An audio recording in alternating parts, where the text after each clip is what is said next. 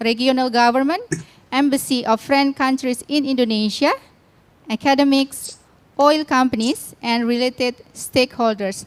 Good afternoon from Jakarta. Welcome to today's G20 side event workshop, taking the theme Making CCS CCUS Affordable, Enabling CCUS Deployment in G20 and Beyond. Give a round of applause to everyone joining us today. We have almost everyone with time difference today. Bapak Ibu, this is amazing thing of having the digital era. We may be met virtually, but I'm sure that we share the same spirit today. So thank you very much for joining us today, especially for panelists coming from Europe and US. Thank you. Ladies and gentlemen, the Directorate General of Oil and Gas under the Ministry of Energy and Mineral Resources of Indonesia, in collaboration with AREA, warmly welcome everyone joining us today at the workshop that will take us all to discuss the CCS-CCUS, especially in its affordability aspect. As we can see, that CCS-CCUS is one of the crucial elements within the energy transition. And Indonesia, taking the opportunity of its G20 chairmanship, is inviting everyone to contribute on the deployment of CCS-CCUS. It's been an honor to have the keynote speakers today, the moderators, and also panelists that will share us their view. So without further ado, let's start the workshop.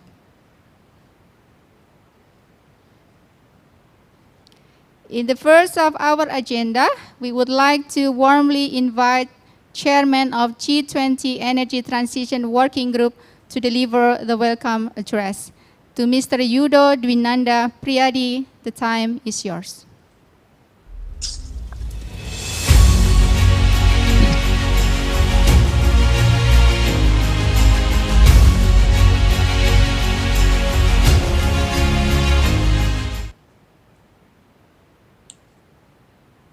All distinguished speakers and participants, good afternoon from Jakarta. I am Yudo Dwinanda Priyadi. As a chair of the Energy Transition Working Group, ETWG, is pleased to welcome you all in the second webinar of the ETWG webinar series. The webinar has a desirable and strong tagline, which is Making CCS Affordable, Enabling CCS Deployment in G20 and Beyond. Affordability is the main challenge to deploy carbon capture technologies. G20 Indonesian presidency chooses the main theme of Recover Together, Recover Stronger. The presidency has set three pillars, namely Global Health Architecture, Digital Economic Transformation, and Sustainable Energy Transition.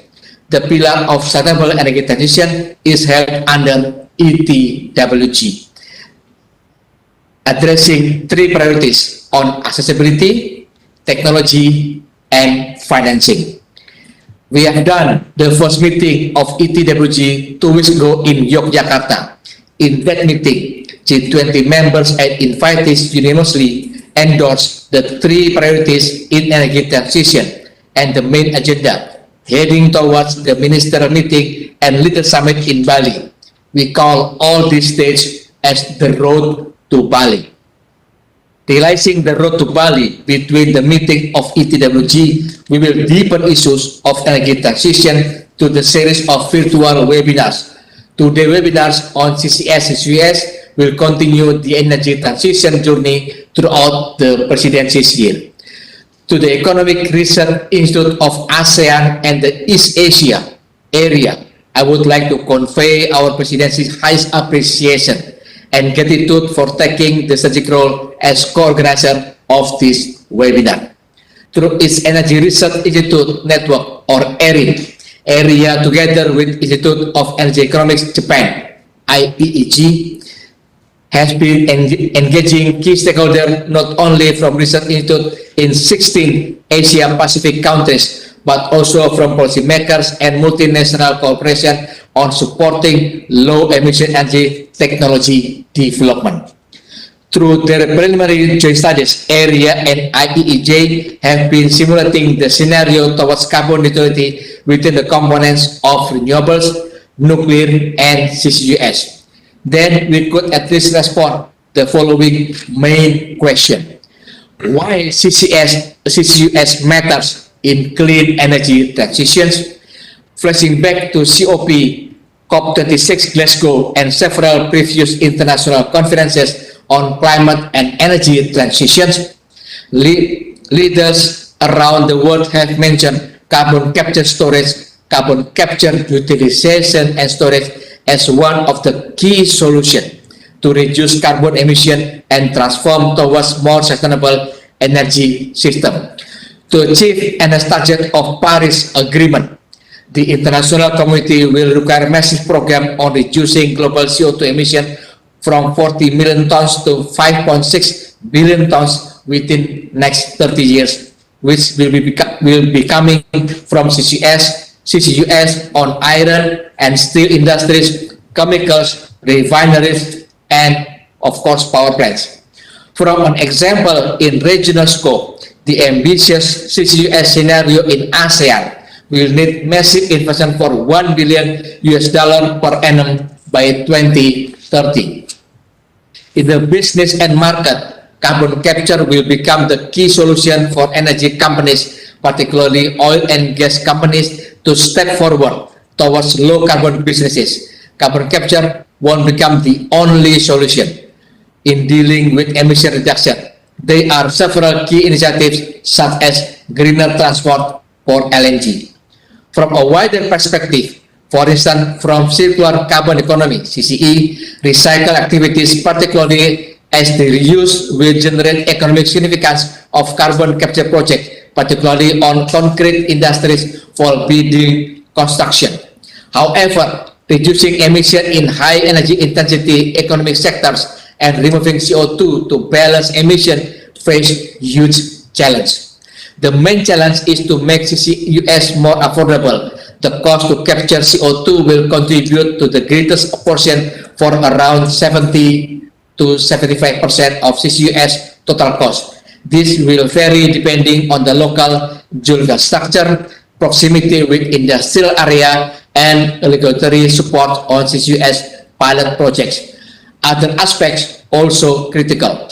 In the commercial projection or estimation, in the applied technologies and pertaining infrastructure of CCUS development for industries.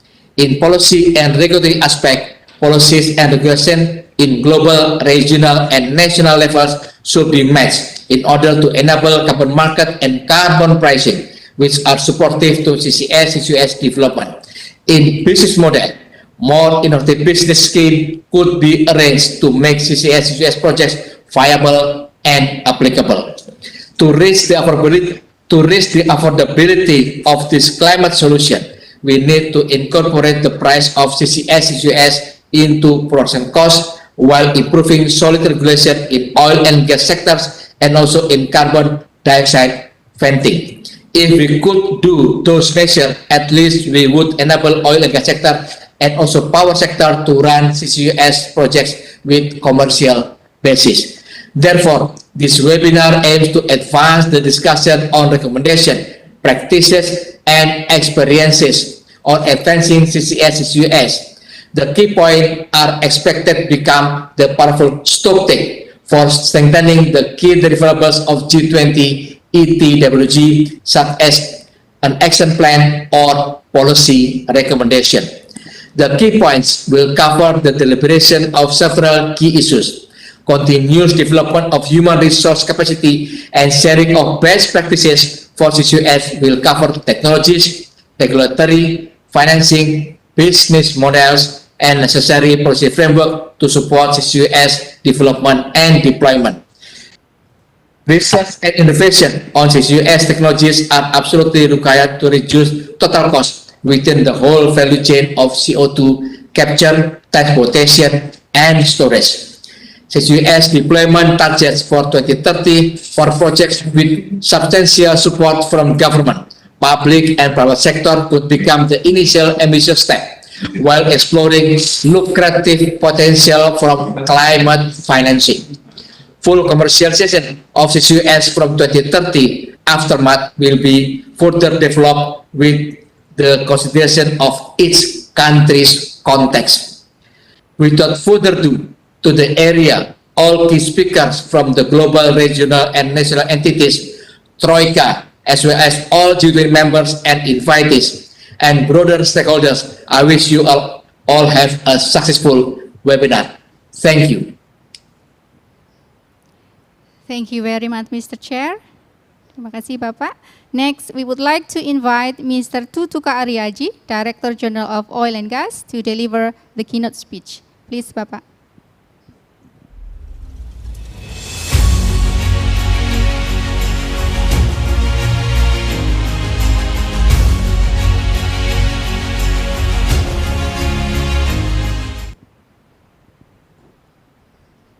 Distinguished speakers, moderators, panelists, attendees, ladies and gentlemen, a very good afternoon to you all. It is a great pleasure for me to take part in today's G20 side event series, Making CCS CCUS Affordable, Enabling CCUS Deployment in G20 and beyond.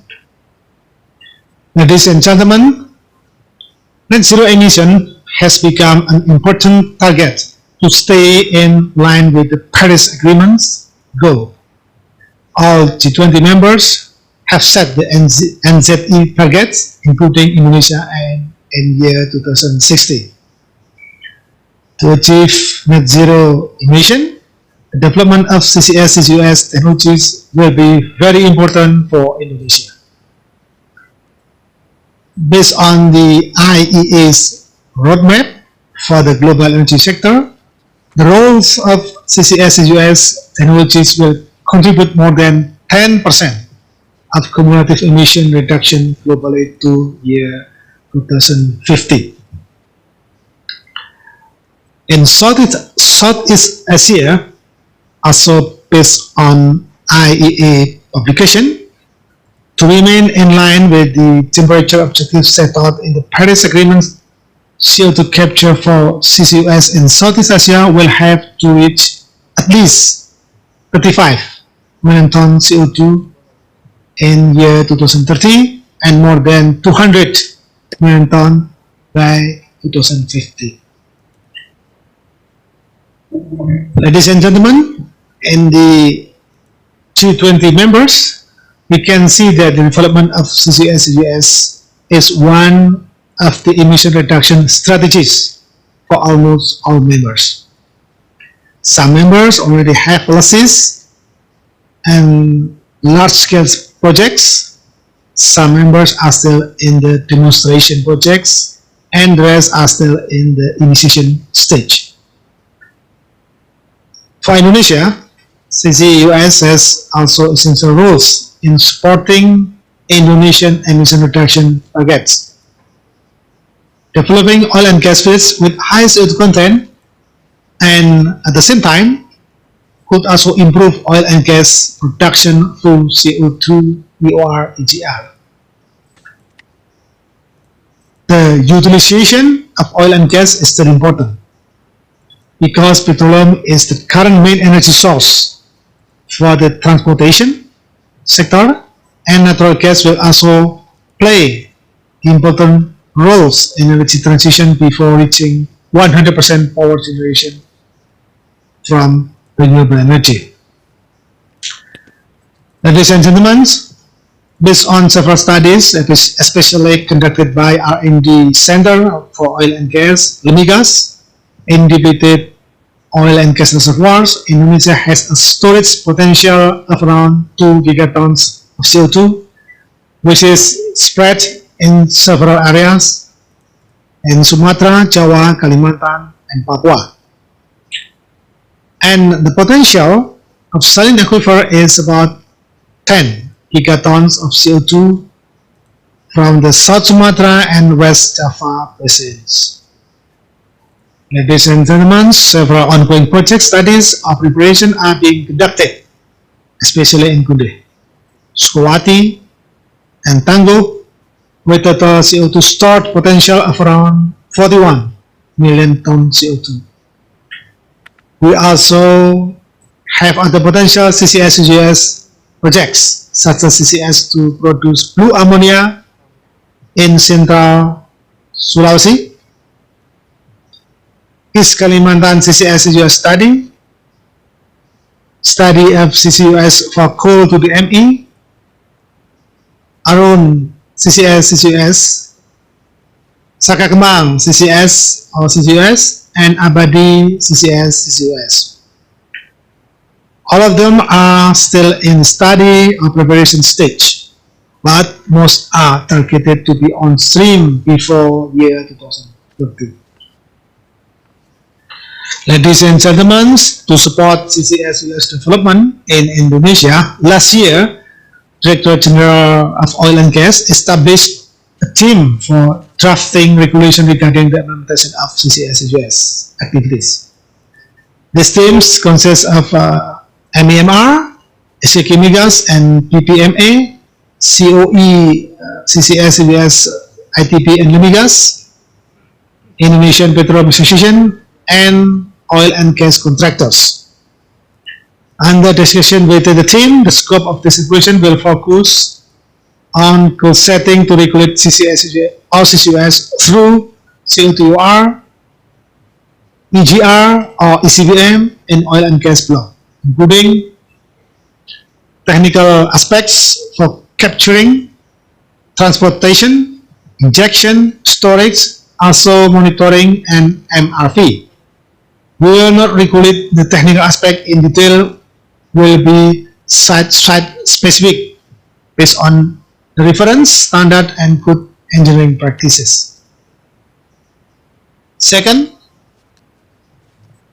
commerciality or business aspects, which basically will be based on production sharing contract for oil and gas block. Third, legal aspects, including CCS program as part of Plan of Development or BOD, transfer of responsibility, and etc. The fourth, economic aspects, including potential third-party funding and incentives, potential carbon credit monetization, and also related to revenue from carbon credit in the production sharing contract. Last February, we already shared the draft to the government public-private institution, research centers and companies from Australia, South Korea, Japan, European countries, United States, and also Canada in order to obtain feedback and improvements to the draft that has been prepared. Currently, we are finalizing the draft within the legal team, and we have also proposed the CCS regulation as one of the priorities to be enacted this year. We know that we have multiple industrial CO2 sources, not only from oil and gas. The integration and cooperation for all sectors through CCS hub and clustering is needed to enhance the feasibility of CCS projects by using shared facilities and potentially reduce the cost. At this point, mapping the potential of depleted fields and aquifer and also developing CO2 transport infrastructure for CCS become very crucial. CCS hub and clustering could also open for collaboration with all stakeholders through regional CO2 management. The utilization of CO2 is not only for EOR, EGR, but also be used to produce methanol and could be integrated for the production of blue ammonia or blue hydrogen plus CCS. Ladies and gentlemen, finally, to ensure future affordability of CCUS deployment, appropriate supporting policies and investment are needed. I hope through this event, we will have very good and detailed discussion, and we are looking forward to gaining invaluable knowledge from all speakers and panelists, and how to make CCS affordable in G20 members and beyond. Government of Indonesia also realized that the development of CCS requires cooperation and collaboration with all parties. And we will always support all stakeholders that promote CCS technologies to be implemented in Indonesia. Sincerely yours, Director General of Oil and Gas, Tubukari Aceh. Thank you very much. Thank you, Bapak. Our next speaker is Mr. Jun Arima. He is a Senior Policy Fellow for Energy and Environment at the Economic Research Institute for ASEAN and East Asia. He is also an economist and professor in the Graduate School of Public Policy in the University of Tokyo. Previously, he served as energy advisor to the Permanent Delegation of Japan to the OECD, as well as head of the Country Studies Division of the International Energy Agency, and held several director and director general positions at the Ministry of Economy, Trade and Industry of Japan. Please welcome Mr. Jun Arima. Thank you very much, and good afternoon, ladies and gentlemen. It is a great pleasure for me to make a short presentation as a scene setting.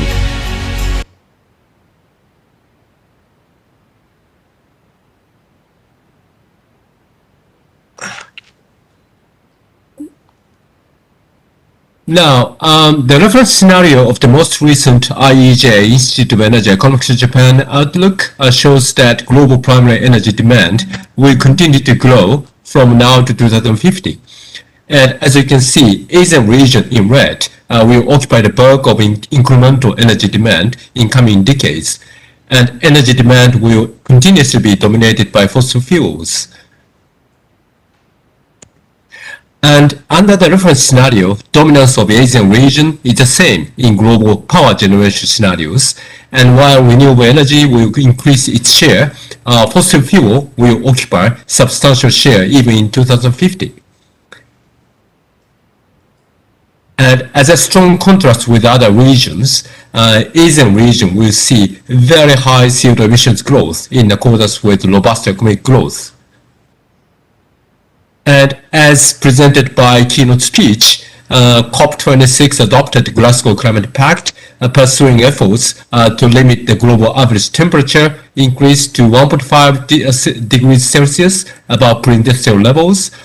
Decision also urges countries to accelerate efforts towards the phase down of unabated coal power. And to achieve 2050 carbon neutrality, countries need to take all available measures, including efficiency, hydrogen, electrification, renewable, nuclear, and CCUS. Since fossil fuel will stay in Asian energy mix in coming decades, the role of CCUS will be absolutely crucial. CCUS needs to play a larger role after 2030 in particular. And according to the Global CCS Institute, the amount of CO2 captured using CCS needs to be expanded globally from 40 million ton per annum to 5.6 gigaton per annum by 2050 for achieving the objective of the Paris Agreement. And if we are to pursue 1.5 degrees Celsius target, then the amount needs to be further bigger, nearly 8 gigaton per annum by 2050. And ASEAN has abundant storage capacity as presented in keynote address. Deployment of CCS can provide the region reliable, clean, and low carbon power supply and decarbonize its large oil and gas manufacturing sector. Due to vast differences in economic development and emissions profile among countries in the region, and also different approaches to the CCS, perhaps a regional hub could promote regional collaboration and achieve economy of scale and further reduce cost. An area our organization is now conducting cost-optimal deployment scenarios of clean energy technologies for achieving carbon neutrality in the ASEAN region as a whole in 2060. And technologies there include solar PV, onshore and offshore wind, hydro, geothermal, biomass, nuclear, CCUS, hydrogen, ammonia, DAX, and BECCS with certain conditions. And in the power generation mix under 2060 carbon neutrality scenario, as you can see, renewable becomes the main source, accounting to 69% of the total power generation in 2060. And hydrogen and ammonia, including co-firing, will be a part of decarbonization. But looking at more time horizon manner, in the short and mid-term, efficient gas-fired power plants will curb CO2 emissions from fossil power generation. And in the longer term, in particular after 2030-40, CCUS and co-firing with ammonia or hydrogen and 100% ammonia and hydrogen will play a dominant role together with renewables. And ambitious CCUS deployment is required in the ASEAN region to make this happen. And this calls for massive investment, growing to an average of $1 billion per year by 2030. And with that in mind, Area and Japanese government launched the Asia CCUS network in June last year. Its purpose are, first, sharing of knowledge and experience, second, developing common rules and projects, and third, realizing storage network throughout Asia. And 4 workshops and capacity building program have been organized up to now. And we will certainly continue these efforts.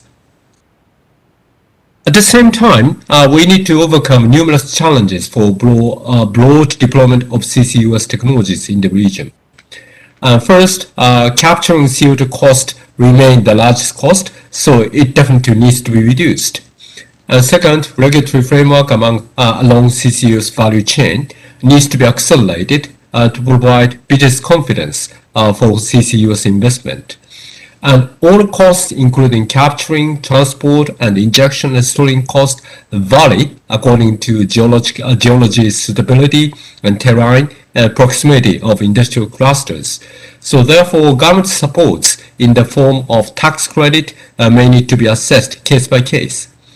And government definitely need to support building up the CCUS demonstration project. And from the viewpoint of industry challenges, commercial and technological and infrastructure are the barrier of industrial scale of CCUS. So therefore, large investment in CCUS needs to be accelerated with the government supports. And for ensuring revenues for such investment, there needs to be a market for CCUS, such as carbon credit or carbon prices. And policies and regulations perspective, global and regional policies need to work at speed to get all the carbon market workable. And in this regard, the final agreement of the Article 6 mechanism under the Paris Agreement is very laudable. And products from carbon recycling will need to be marketable with government policies. And finally, to make business models workable, development of business model is very important for the deployment of CCUS at scale. Thus, leaders of the G20 will need to work and develop strategies to create a carbon credit market across key geographies. So I think it is something like the food for thought for forthcoming discussion in this forum. But finally, let me add one thing. We are now experiencing very significant geopolitical tension ongoing, and it will have a significant implication to energy security and climate change debate in our countries. And one thing is very much clear, countries are giving fresh look to the crucial role of fossil fuels for their economic security, at least now and in coming decades. For this very reason, the crucial role of CCUS will even be greater. So with that, I'll finish my presentation and looking forward to listening to a very much active debate in this forum. Thank you very much indeed for your attention. Thank you, Professor. Allow us also to invite the next speaker, Ms. Ccos Sinchi. She is a senior researcher, Climate Change Solution Group, Sustainability Division at the Mitsubishi Research Institute. She has supported CCUS project development in Asian countries through engaging in policy dialogue with government officials and exploring carbon market opportunities. She has also supported private companies in developing strategies for CCUS development. Please welcome Mr. Ccos Sinchi.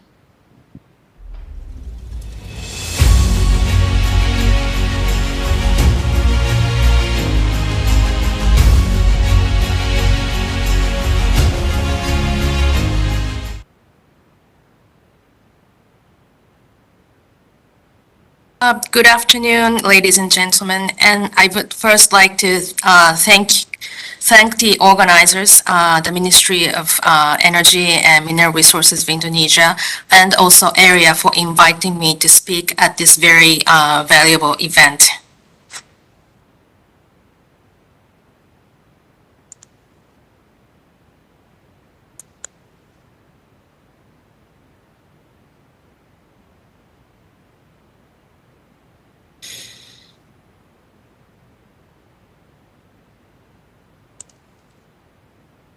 Okay, apologies. I'm now trying to forward my slide, but I'm afraid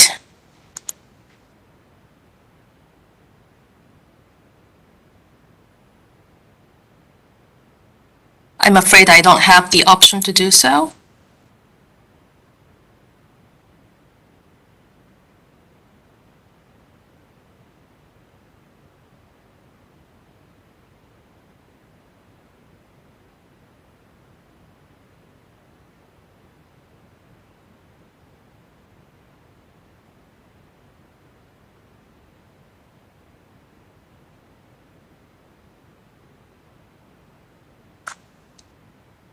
I shall share your screen.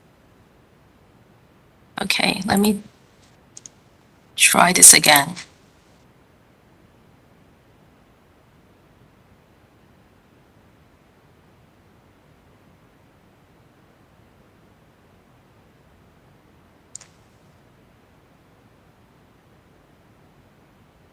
Okay, thank you very much.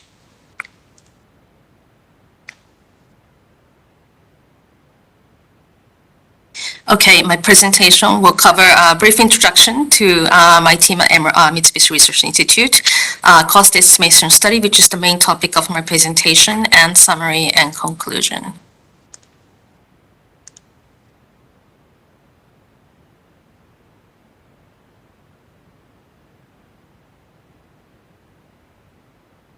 First of all, Mitsubishi Research Institute was founded in 1970. We are a leading think tank based in Tokyo with over 800 researchers and consultants engaged in advisory surveys in a wide range of social issues. Since 2019, MRI has assisted the work of AREA with promotion of CCUS in the Asian region, with particular focus on carrying out knowledge share and capacity building activities for Asia CCUS network. And as introduced by the MC, my topic of my discussion is about the cost of CCUS throughout the value chain. And we were, the purpose of this study that we conducted was to help visualize the whole value chain of full-scale CCUS project, from capturing to storing the CO2 at its final destination. We carried this out as part of the commission project by AREA. And based on public source information, the case study provides preliminary financial analysis of the main technical segment of the full-scale CCS project. For our study, we selected a model region, and in doing so, we refer to Indonesia as one of the major energy producers in the region. And within Indonesia, we searched for a place with high concentration of CO2 emissions sources and high CO2 storage potential in relative proximity. We selected the island of Java, which has the highest share of power plants in Indonesia, resulting in high density of CO2 emitters. And Java also has multiple oil and gas fields that have high CO2 storage potential. For selection of CO2 sources, we looked at the major coal-fired power plants on the island of Java and estimated their annual emissions. We selected in particular the Bolora Regency at the Central Java province for this study. It is a relatively well-examined area for the purpose of CO2 storage and has good accessibility to multiple CO2 sources. We also made certain assumptions for our study.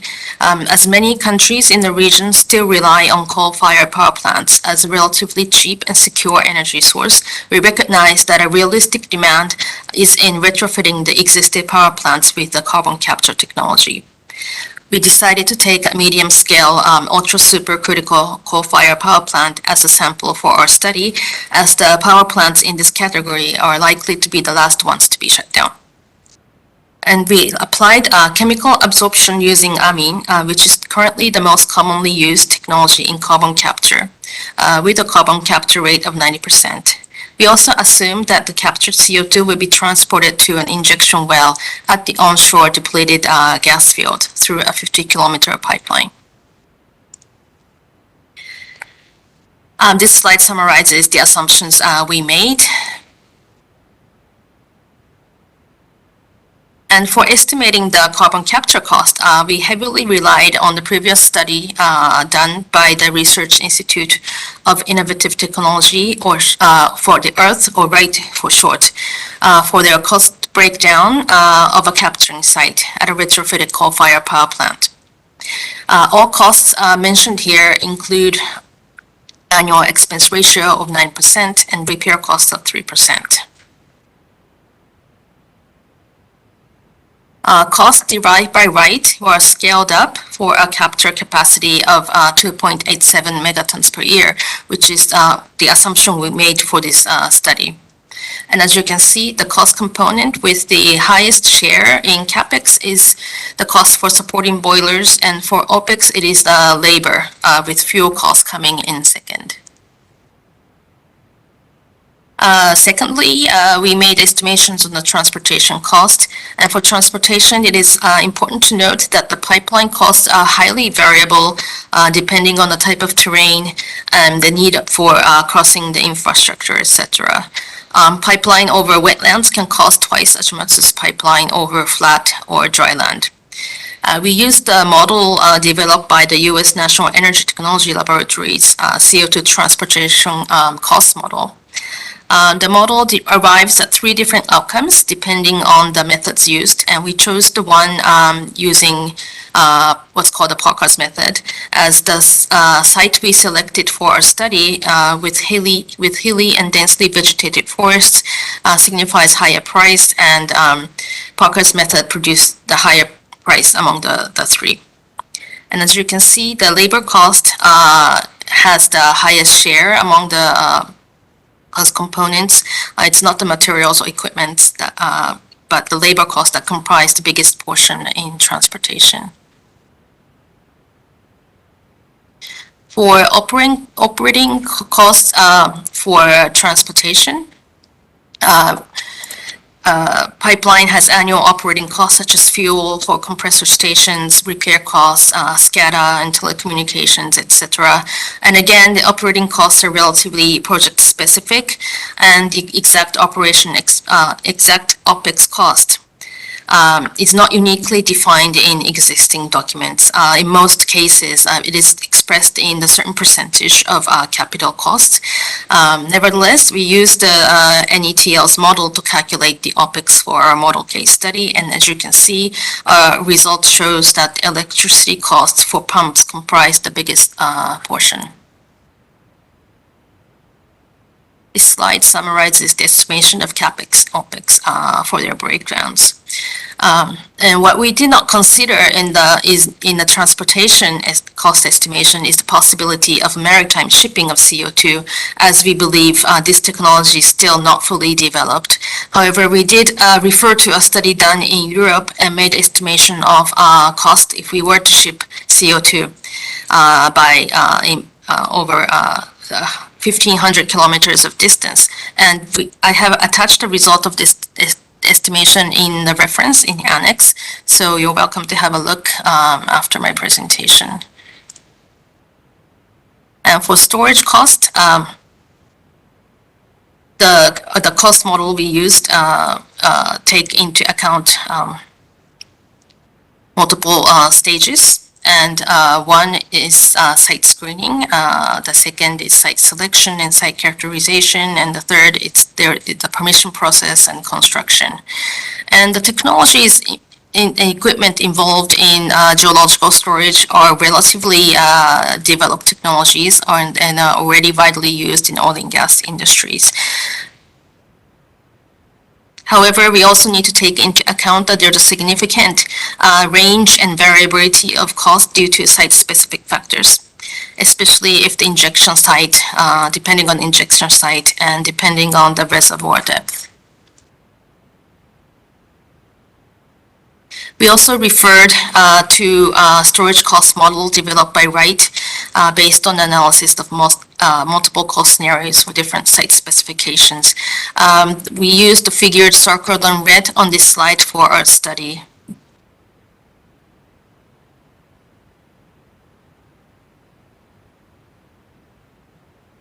And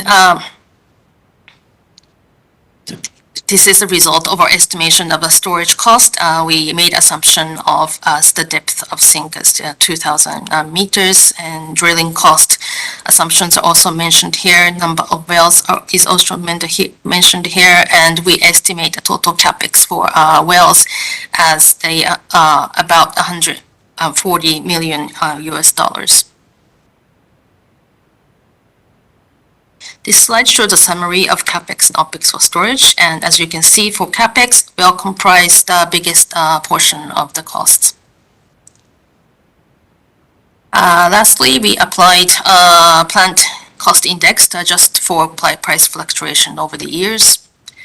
And for summary, we arrived at the unit cost of CCUS over the entire value chain of value chain for approximately 63 US dollars per ton of CO2. And it is with deliberate intention that I have not put the total cost in the numerical figure because, as I have explained, the costs, especially in transportation and storage, are very variable with highly project-specific nature. It is to note that the IEA estimated the levelized cost of capturing CO2 in power generation in the range of 50 to 100 US dollars per ton. And the result of our study for capture is a little bit lower than the IEA's estimation. However, it is also to note that the various sources suggest that retrofitting is not always the cheapest option. A thorough on-site feasibility study with specific site information is needed to further ascertain these costs. Nevertheless, what our study has told us is that our numbers are generally in line with the other previous studies that suggest capture cost comprise the highest proportion of the CCUS cost. And in our study, it reaches as high as over 70%. And this is the area that is likely to be the target for further technology and business model innovation if we are to put further effort into driving down the cost. With this, I would like to end my presentation. Thank you very much for your attention. Terima kasih. Thank you, Ms. Sinchi, for the informative presentations. Ladies and gentlemen, today's workshop is divided into two panel discussions. And just a minor information for moderators and also panelists that after you are introduced, there will be a bumper slide for a couple of minutes. So you may start after you are spotlighted on the screen. And for the first panel, allow me to invite Dr. Han Fu Min senior energy economist of AREA, to be the moderator of the first panel. Dr. Fumin, you may lead the session.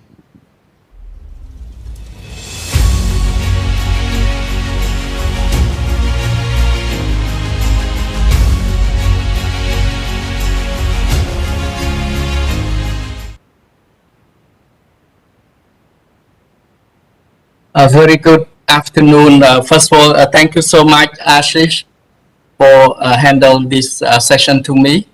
And a very good afternoon and welcome to session 2, which focus on a very important issue that how to make the CCUS affordable. I think the about sensitive, I think already very good to set all the rest of the session 1 and 2 for a deep discussion on the how we going to work around CCUS in terms of scaling up as well as the technology innovation and also critical policies that can ensure that the CCUS can take this can have its market. And fortunately we try to have a model case and business case that can have the CCUS have its own market. First of all, I would like to run through introducing all the distinguished panelists, and then I will invite one by one to have insight for your insight in this session. First, we have Mrs. Samantha McCulloch. She is the head of CCUS unit from International Energy Agency. And then we will have also Mr. Chuho Lipponen, the coordinator of the Clean Energy Ministerial CCUS initiative. And we're going to have a video record because he is going to speak from the US because the time different. Mrs. Emily Gruber-Das, she is the Deputy Assistant Secretary for Carbon Management, Department of Energy, United States.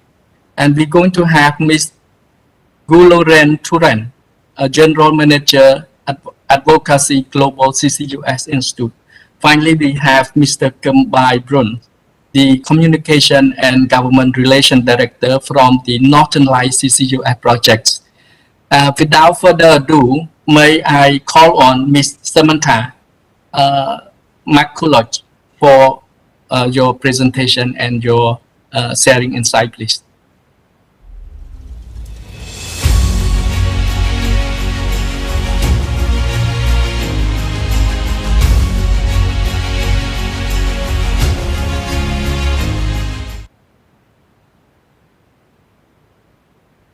Thank you very much, Dr. Han, and good afternoon, everyone. It's such a pleasure to be with you today and to share some perspectives from the International Energy Agency on the importance of CCUS in net zero goals. I'll ask the team to advance my slide, please. So just to put some context around the importance of CCUS. When we model the global energy system and look at a target of achieving net zero emissions by 2050, CCUS plays a very important and substantial role. So it grows from around 40 million tonnes or so of CO2 being captured today to more than 1.6 billion tonnes by 2030. And by 2050, more than 7.6 billion tonnes of CO2 is being captured. And this reflects the value of CCS across a number of aspects. It can be retrofitted to existing energy and industrial infrastructure. This is a particularly important attribute in Southeast Asia, where much of the existing fleet is actually relatively young and have been recent investments. CCUS can also be one of few solutions to reduce emissions in heavy industry. And so in this chart, you can see this growing role for CCUS in industry in the yellow bars. CCUS can also enable a rapid and cost-effective scale-up of low-carbon hydrogen. And also it's an important technology-based solution for carbon removal, which is an important part of this sort of net zero equation. Thank you. Since today we are talking about making CCUS affordable, I just wanted to touch on the costs of CCUS and recognise that there is no single cost for CCUS because we are talking about a range of applications and the costs can range from around $15 to $25 a tonne of CO2 in applications that have high concentrations of CO2 in the stream. To hundreds of dollars if you go all the way up to a more dilute source of CO2, for example, if you're looking at capturing CO2 directly from the air. The point I would emphasise when we're talking about the costs of CCUS is that in some of the higher cost applications today, these are at early stages of commercialisation. So that's in power generation, in steel, cement, for example. And we do see a significant potential for cost reductions as we start to deploy these technologies globally. Thank you. Thank you so much, Samantha.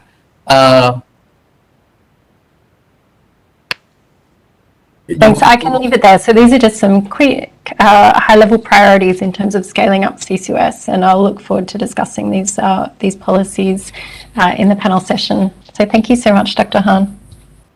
Thank you so much, Samantha, for very precise information on this CCUS cost and other components. I will come back to you later after other panelists will present their insight. Next, let me call on Mr. Juho Lipponen, the coordinator of Clean Energy Ministerial CCUS Initiative. Juho, the floor is yours, please.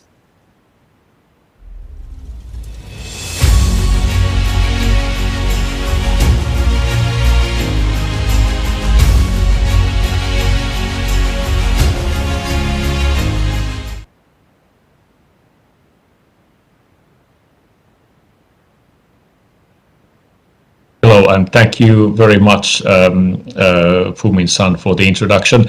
Thank you also Indonesia and area for the invitation, and it's great that Indonesia keeps keeps the CCUS on the energy agenda. This is really vital, and thank you very much for that. I would like to make 5 brief points before a discussion. Firstly, it's important to note and specify that CCUS is technically an option that is ready for deployment. If anyone doubts that, I think that that's not the issue. So technologies, of course, have to improve, but there is no particular technical reason not to be able to deploy large-scale CCUS projects anywhere in the world. I think that's something that we need to recognize at start.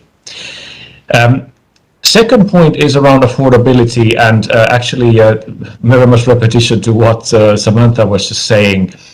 There isn't one single cost to CCUS. There's a range of these costs, and in some cases they are lower in that below $30 range, and in some cases much higher.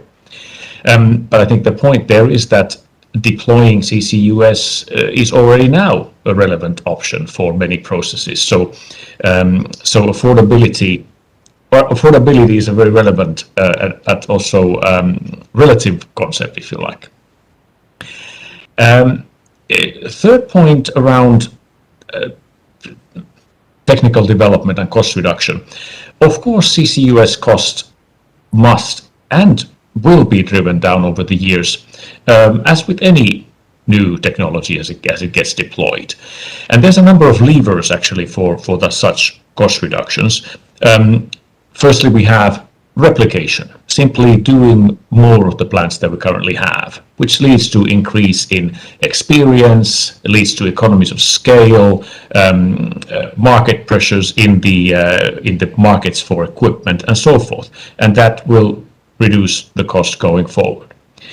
Secondly, we have a big chunk in system optimization, if you like, with strategic hubs, oversized infrastructures that allow for the reduction of the transport and storage cost per ton that are large upfront investments. And thirdly, of course, we have technical development, technological breakthroughs and innovation that we have to work on, especially in the area of capture, that can allow a step change in technology cost reduction. But the point here is that we cannot only rely on technical research. I think deployment and replication is important, and we need to start doing this, and in doing so get the cost reductions ongoing. The fourth point is that clearly governments hold a very key role in kickstarting CCUS sectors in their jurisdictions. I think there should be practical discussions with key stakeholders in each country on where CO2 can be stored to start with. Secondly, where key emission sources can be combined into strategic hubs and how that can be advanced. And thirdly, the type of regulatory policy and incentive policy support that is needed to ensure that we can do this safely and that we can have incentives to drive CCUS projects forward. And fifth point, international cooperation is vital. G20, SEM, but also the groups with us today, IEA Greenhouse Gas Program, GCCSI, and others, are really there to help countries and industries to learn from past experience. And we can gain from the good practice, and we can avoid earlier mistakes. I would leave it at that. Thank you, and look forward to the discussion. Thank you so much, Joho-san. You have put a very nice key message forward for our discussion. I will come back to you. Keep in mind that the variety of costs associated with the CO2 capturing costs, and I will come back to you specifically on that point as well. Thank you, Joho-san. Next, may I call on the next speaker, Ms. Emily Gruber-Das, the Deputy Assistant Secretary for Carbon Management, Department of Energy, United States. The floor is yours, please.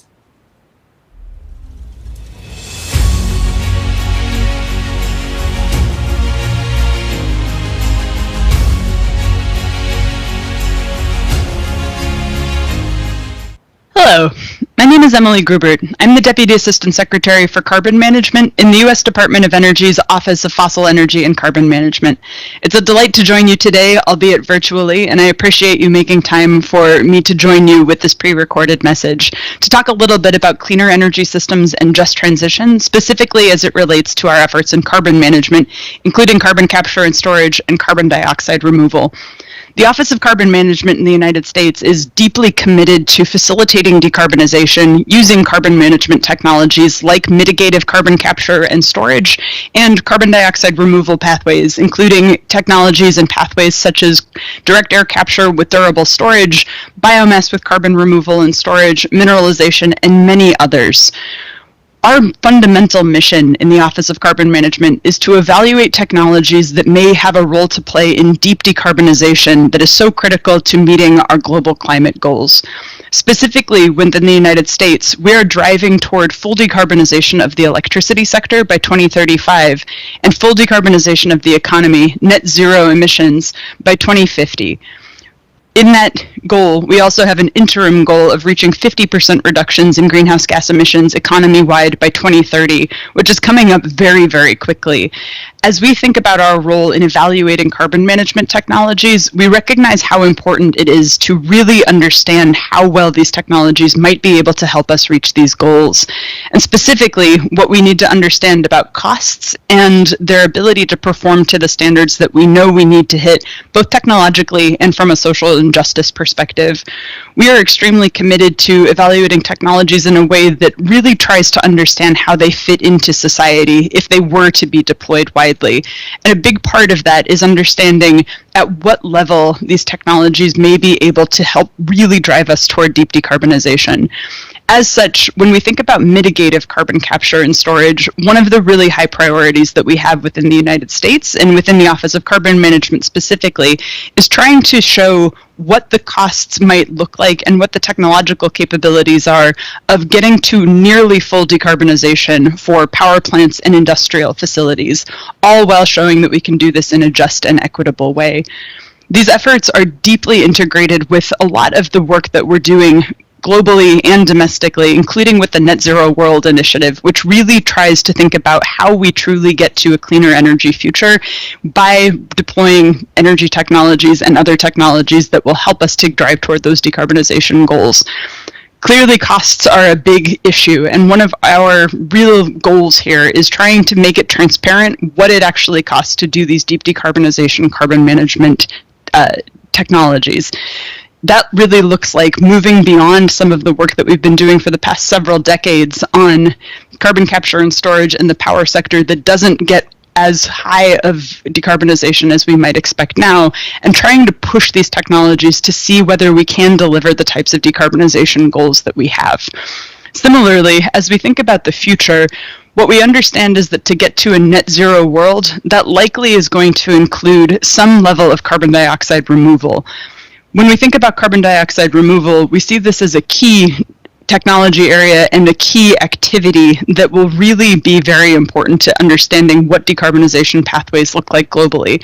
As such, because it's such a critical area and also because it's such a critically new area, we recognize that in addition to evaluating costs, technologies, and how systems actually fit into the communities where they are, we really need to understand a lot of the justice implications of developing a new industry that could potentially be very large. This looks not just like thinking about some of the historical issues that we've considered, so many of the very critical environmental justice considerations, like what the impact of technologies might be on fence line communities, but also really trying to be very conscious of many of the institutional and governance and ownership structures that we see emerging with respect to carbon dioxide removal. We have an enormous opportunity to do this very, very well, and it's a huge responsibility area that we see of evaluating the technology, not just for its capabilities, but also for how we really deploy it and how we see it developing both in the United States and globally. As such, one of our really significant efforts is called the Carbon Negative Shot. This is one of the energy earth shots that the U.S. Department of Energy is invested in and is an all-hands-on-deck call to try to really understand what carbon dioxide removal could look like. Over the next 10 years, we anticipate trying to demonstrate that we can reach $100 per net metric ton of CO2 equivalent removal for carbon dioxide removal. This is an ambitious, ambitious goal, and it's one that must be backed by really significantly rigorous life cycle assessment, understanding of what the various costs might look like, including monitoring, reporting, and verification, and really trying to understand what the conditions that will allow these technologies to scale might be. We know that carbon dioxide removal is expensive today, but we believe that by really focusing on sustainability and justice and really trying to understand where these technologies and pathways could fit into future decarbonization, we have a large role to play in overall decarbonization. Thank you again for having me today, and I look forward to hearing more about this meeting, and I apologize for not being able to join live. Thank you. Thank you so much, Ms. Emily Grubert, for sending in a very important pre-record video that she sent in very key message in terms of how the policy going to support the technology innovation to cut down costs, as well as seek the possibility how this is going to come into a big play in deep cut of the emission in the next 10 years and forward to the mid-21st century. I think the next speaker, may I call on Ms. Guloren Turan, the General Manager, Advocacy, Global CCUS Institute.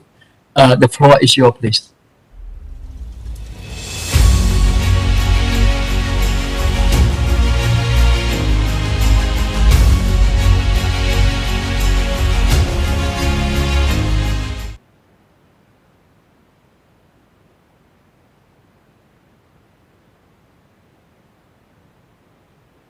Dr. Thumen, and thank you to the Ministry of Energy and Mineral Resources of Indonesia and also AREA for inviting me to participate in this very important event. I had a few slides. I don't know if they're going to be available or not. Just wait for a moment.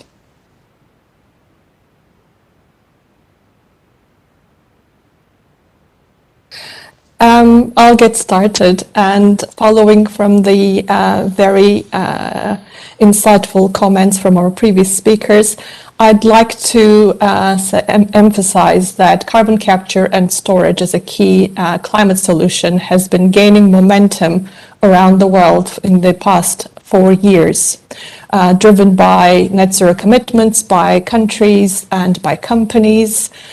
This has driven the necessity to deploy CCS, creating a virtuous cycle whereby governments have reacted by strengthening their policies and private sector is gearing up its investment in CCS.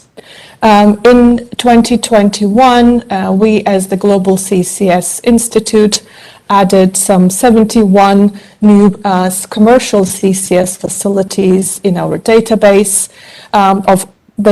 of facilities that are in operation and under development, thereby increasing the global facility capacity by almost a third to 135 facilities, 27 of these in operation, and the remainder of these facilities are in development. In 2021, we also witnessed a number of new countries announce commercial scale CCS projects starting development. Of course, these include Malaysia and Indonesia and Malaysia in the Southeast Asia region, in gas processing, in facilities in gas processing and in ammonia production. We've also seen the first commercial applications of CCS being developed in liquefied natural gas, in direct air capture, and of course the first commercial scale cement facility with CCS is starting construction in Europe. Next slide, please. One of the key drivers of growth has been as referred to as by our previous speakers, the importance of the business model, the costs and economics. And one of the key drivers of growth has been the emergence of networks, CCS networks, otherwise sometimes referred to as hub and cluster business models. Early developments of CCS adopted a point-to-point model where a single large emission source was connected to by a dedicated pipeline to a sort of a unique storage site. However, like most industries, CCS benefits from economies of scale, and therefore hub and clusters are quickly emerging as the preferred business models. Networks, these involve connecting multiple emission sources by a common shared transportation pipeline or transportation infrastructure to a shared large-scale storage facility. Networks reduce both risk and through economies of scale, as Juho Lipponen mentioned, they allow smaller facilities, smaller emission sources to be connected to a network, and they lead to reduced unit costs. What this means is that CCS can sustain local businesses and create further jobs and sustain local economies. We find that governments, communities, project sponsors, and they all like them. And currently there are some 30 CCS networks in development around the world. And we'll hear more from Mr. Kim Bai-Brun in a moment about one of the kind of key networks that are under development, the Northern Lights project. Next slide, please. Nevertheless, in order to meet our climate targets, the CCS capacity needs to grow by at least 100-fold in the next 30 years by the middle of the century. And at the Institute, we estimate that this will require around $1 trillion of capital investment over the next 3 decades. In order for this scaling up to happen, stronger policies to incentivize CCS deployment are needed, including putting a value on carbon emissions through carbon price or carbon tax, defining the role of CCS in national climate targets, for example, in the national determined contributions.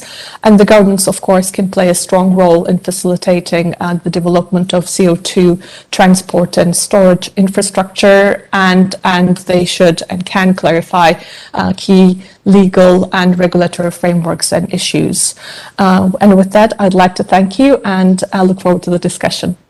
Thank you so much, Golo Rensan. I think you put very important message for this discussion. I will come back to you, particularly on the industrial CO2 cluster and network that play, I think, probably a important business model later on. I will come back to you. By the way, thank you so much. And may I call on the last speakers, Mr. Kembai Bruns. He is the Communication and Government Relation Director from the Northern Lights CCUS project. The floor is yours, please.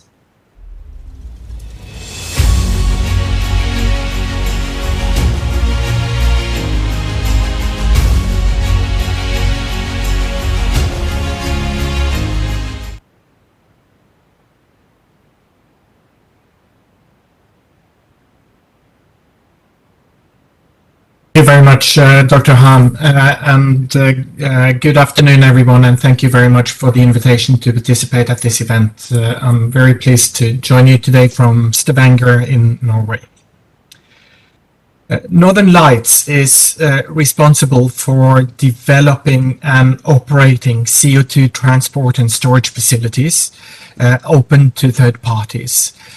And we're part of the Norwegian government's full-scale carbon capture and storage project, which has been named Longship.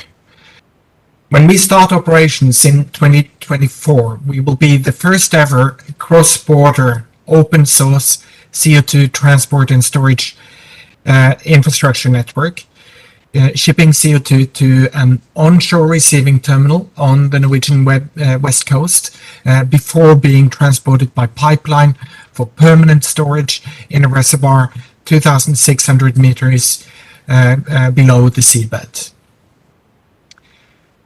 Northern Lights is not a concept or a plan. It's actually happening. We are building the facilities as we speak. The first storage well has been drilled, and we will be drilling a second well this summer. The receiving terminal is under construction, and we have awarded contracts for building of 2 ships with the capacity of 7,500 cubic meters each, which means that they can carry 8,000 tons of CO2. Phase 1 of the development will be completed in mid-2024 with capacity of 1.5 million tons per year. And we are already looking at capacity expansion to 5 to 7 million tons per year. And we have ambitions to go beyond that in a third development phase towards 2030. The capacity and range for any additional ships we may build will also go up, and we will likely need another 9 ships in the second phase. What we offer is an open storage concept, which is breaking the link between source and sink by use of CO2 shipping. That means that we are not tied to one capture site, but can store CO2 from any source within reach for our ships. It is important to keep in mind that right now there is a first mover disadvantage. We know that CCS is key to achieve a just transition.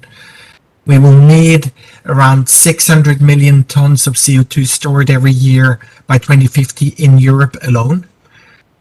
And to speed up the development, we therefore need help from policymakers, as well as industry and interest organizations.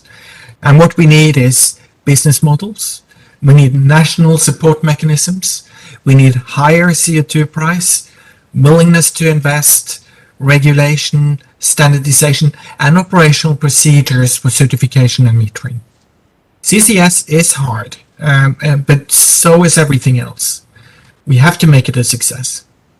So thank you for your attention, and I'm looking forward to the discussion.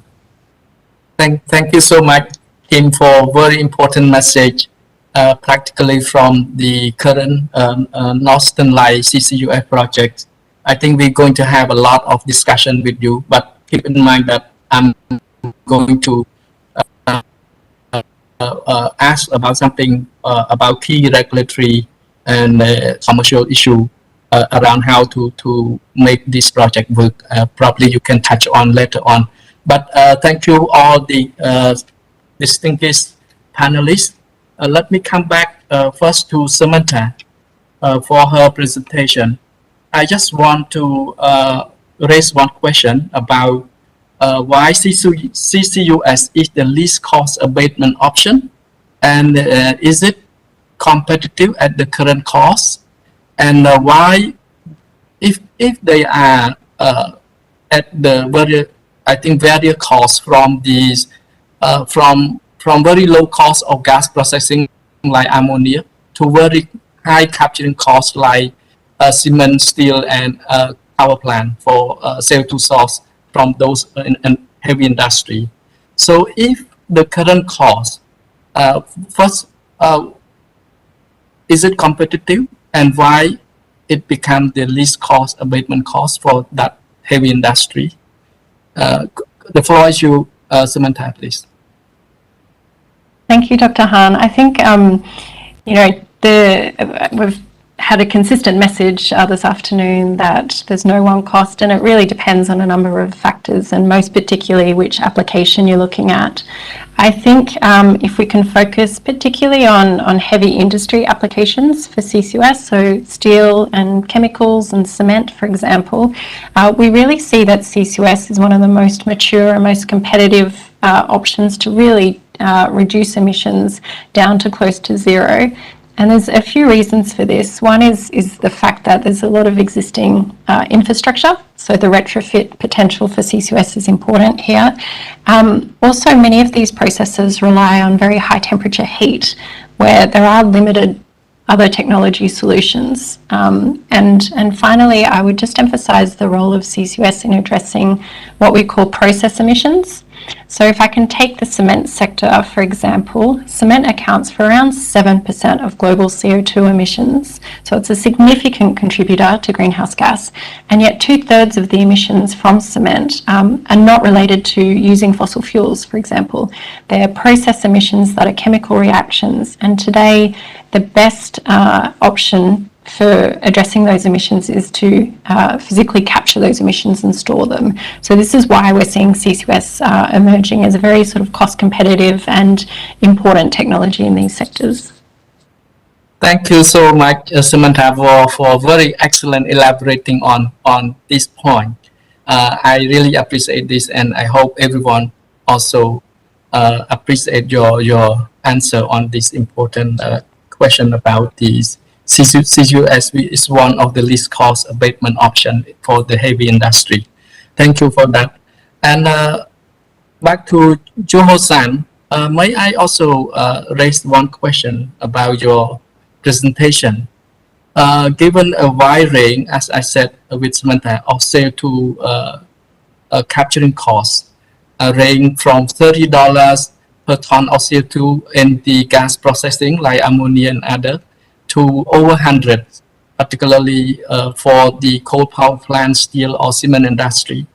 And in your view, how you see that the government can able to be more specific about the incentive?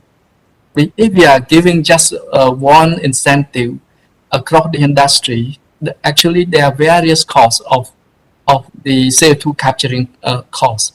So in your view, how the government can provide a different option and incentive for different industry? Thank you, Provin. That's a good question, and I think it's a very relevant one, because indeed you have such a range of different costs, so they will all require a different type of incentive. I think the incentive policies that countries have in place, or other countries are putting in place, they vary. Some of them are somewhat more sort of should we say uniform, such as tax credit systems. The US, the one Canada is putting in place, where you basically have one rate. Excuse me, I have a phone ringing here. Excuse me for that. So some of them are more uniform and basically have one level, depending a little bit on how you store the CO2.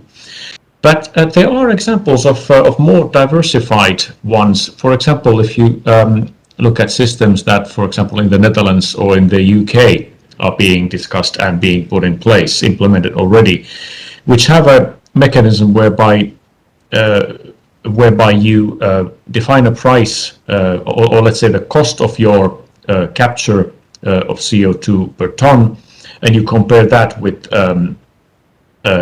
the essentially carbon price, and government pays you a difference between the two, and that allows for more differentiation between different types of projects and different types of cost levels that there are in the CCS market, if you like. So it is possible to diversify, and maybe I would offer the Dutch or the UK systems as interesting examples in this regard. Thank you so much, Joho-san. I think this is one of the very important point. If the ASEAN country in ASEAN and East Asia are going to seriously develop policies to support CCUS, I think this point they have to look at a different technology, different source of CO2 emission, and what particularly incentive need to be targeted based on the original cost of each of technology. Thank you, Joho-san, for this point. I really appreciate. And the next, to Ms. Gulorens, I have one question, particularly for your presentation. I think it's very outstanding in terms of how we're going to able to reduce cost and risk by having the share network or infrastructure. Another word is called industrial CO2 clusters. This would be one of the preferred business model that could drive down the cost as well as to reduce risk. And this can develop to be one of the very successful business case, I hope. In this case, could you share a little bit on the what are the regulations in place so far to make these share clusters or infrastructure workable? Thank you, Dr. Fumin. And so, for example, when we talk about CCS networks, I think a very, to me, a relevant example is the Summit network that's under development in the US, which comprises of some 30 plus ethanol facilities that will use the same transport and storage infrastructure. And this is a good example because ethanol, as we heard from Samantha, is one of the lower costs applications of CCS. It's ethanol facilities have a pretty concentrated CO2 stream, which is therefore it's a lower cost to capture from $20 to $25 or $30 a ton. However, those are small facilities on their own, and so it's not economic to have, or it makes the economics much more challenging to have only one ethanol facility with a dedicated transport and storage site. So in this instance, actually having 30 plus facilities come together and using the same transport and storage makes the economics much more feasible. We heard from Kim By-Brun about the potential to scale up infrastructure. Again, another kind of example that is in operation is in Canada and in Alberta with the Alberta carbon trunk line, and what's needed for this, and what's happened actually in terms of getting this network up and running is public and private collaboration, where the government of Alberta facilitated and supported the development of its infrastructure, working with private companies. The pipeline itself has a capacity to transport and store around 15 million tons of CO2, but currently there are only 2 facilities that capture and store around 1.5 million tons of CO2. So there's a lot more spare capacity, which wouldn't have been possible had the government and the private sector companies worked hand in hand to make this happen. In terms of regulatory challenges, particularly as we're looking at regional CCS networks that involve perhaps a number, not just within one country, but that involve a number of countries, which may well be, we hope, the case in Southeast Asia as well. It's important that London Protocol, which was seen as a barrier to border CO2 transportation. There has been an amendment, although it's not been ratified in 2019, a provisional application of the amendment has been agreed upon. So countries, I think, need to work hand in hand to ensure that this amendment is put into action, so that CO2 can be transported between countries, between those countries that have sources of emissions and those countries perhaps that have more storage resources. So I think that's an important regulatory component that needs to be put in place, and perhaps Mr. Kim will talk a little bit more about it. But thank you.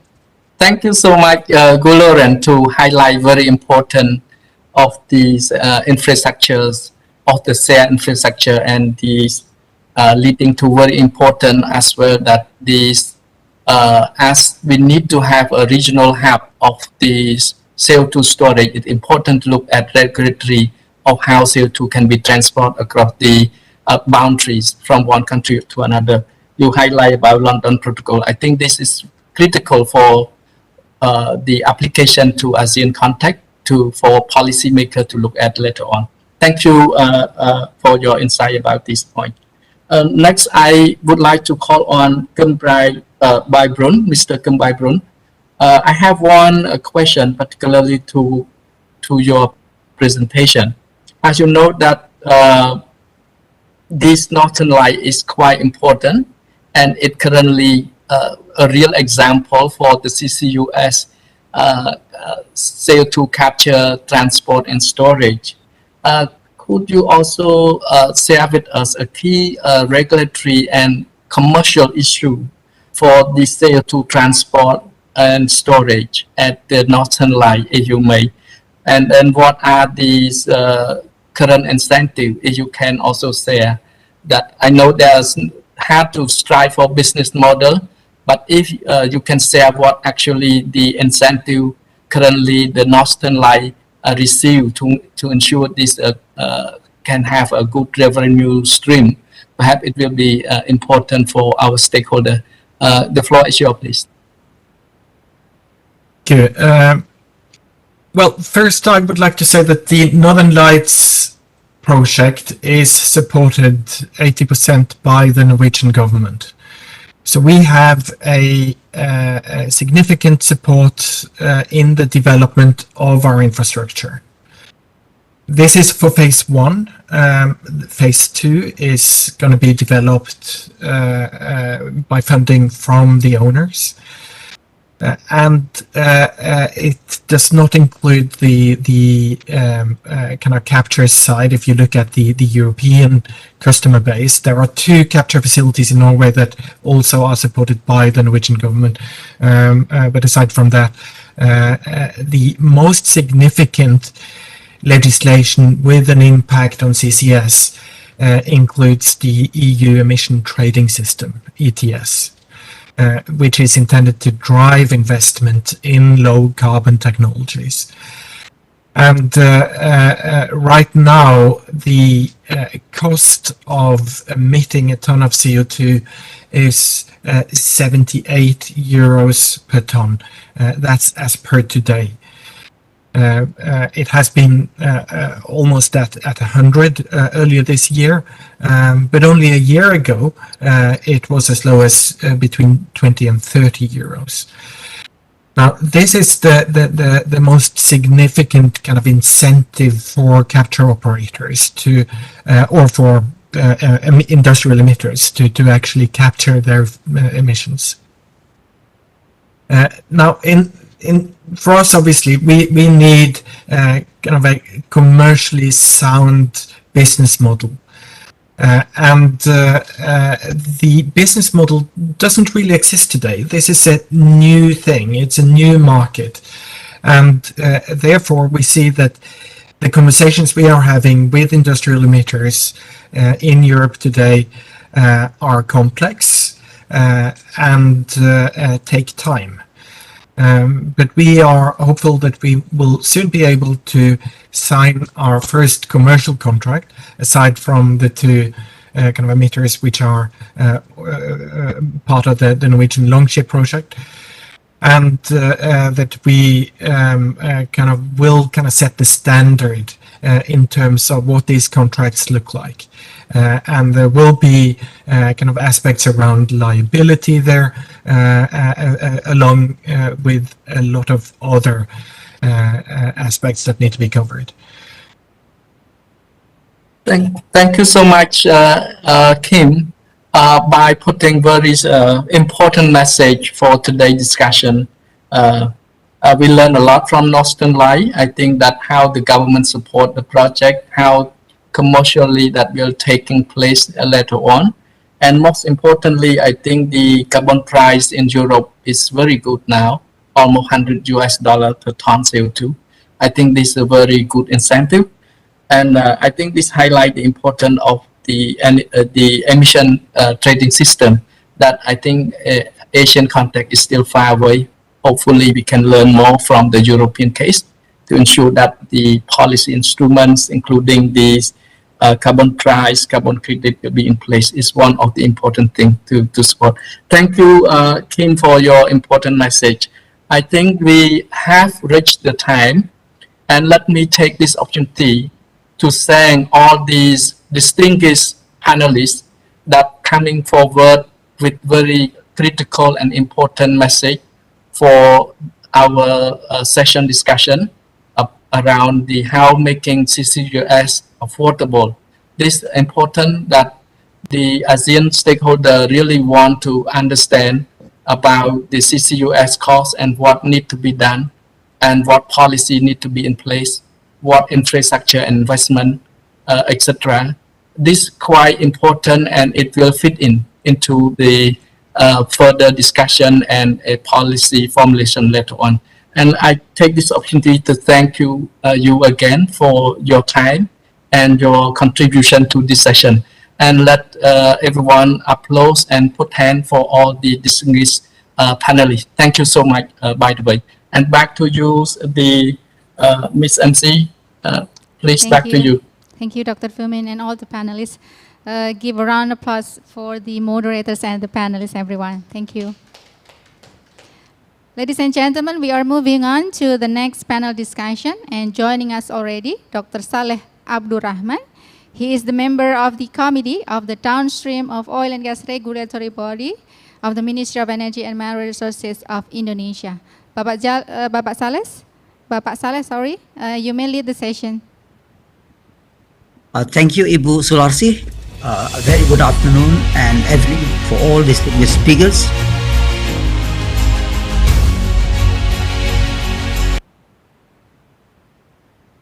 Yeah, thank you, Ibu Sularsi. A very good afternoon and evening for all distinguished speakers and participants from across the globe. We are now entering our session 2 of the program. As we know that developing countries has huge potential to deploy the CCUS to meet the NDC and net zero emission target. However, we face some challenges that we need to resolve, especially on regulatory technical and financial aspects. Our topic today is how developing countries, including Indonesia, could implement CCUS and resolve all the challenges. We have four distinguished speakers. First is Tim Dixon. He is the General Manager of the IEA Greenhouse Gas. The second speakers, Professor Rahmat Sule and Dr. Usman Pasarai from Indonesia Center of Excellence. Our third speakers, Dr. Oki Muraza from Pertamina. And our last but not least speakers, Mr. Darshak Mehta, a senior CCUS specialist from ASEAN Development Bank. I would, without further ado, I would now like to invite Pak Tim, to share his views. Your time is 5 minutes, Pak Tim. Thank you. Please take your time.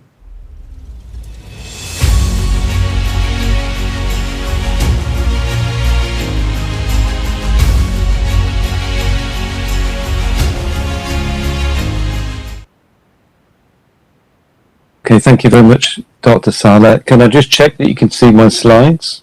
Yes, we can see your slide, Tim. Okay, that's good. Thank you very much. And thank you very much to the organisers, to EVRIA. It's a great honour to present here today, and especially because I think the G20 is so important in coordination in the world. I had the honour of being involved in the G8 when we got CCS initiatives first in the G8 in 2005, and then the G20 came along with its summits in 2008, and it's very pleasing to see that CCS continuing in these since that date. So I have four points to make today on four activities that developing countries could do or can do to implement CCUS in their own countries. Firstly, I just have to show the disclaimer slide to say that what I say does not reflect the IEA, but we were set up as a technology collaboration program by the IEA. I have more slides than I will speak to. They are here for reference afterwards. We've heard about the NDCs and the need to update these later this year. That's very important. You've heard about the applications of CCS to any large point source of CO2, and the technologies are ready to deploy. We have storage security because we put it very deep beneath the ground. This is to scale on a coal power plant in Canada. And let me start with these four activities that developing countries can do to implement CCUS. The first is to understand their national potential. That is, firstly, identifying their large point sources of CO2. They will have this information through their greenhouse gas inventories. The second is to assess their geological storage potential. Now, the type of geology that we use is in sedimentary basins with reservoir seal pairs. This is very common around the world, but it's not evenly distributed. There's more than enough for all of the CO2 storage we may ever want, but it may not be in every single country. So to understand the geology where it is in a country is very important. It will involve the geological surveys of the country. And to assist in the early stages, we have this report from IAGHG to start that process off. And the third part here is to assess the national regulations to apply to CCS or CCUS. And if a country has an oil and gas industry, that's very good because it means they're likely to have the right geology that stored CO2, but also they'll have regulations in place that may be relevant. And there are tools to assess national regulations.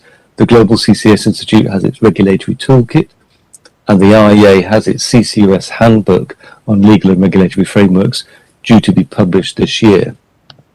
And in addition, on regulations, and I think I saw some questions in the chat, there are international regulations already in place to assure the safety and security of CO2 geological storage.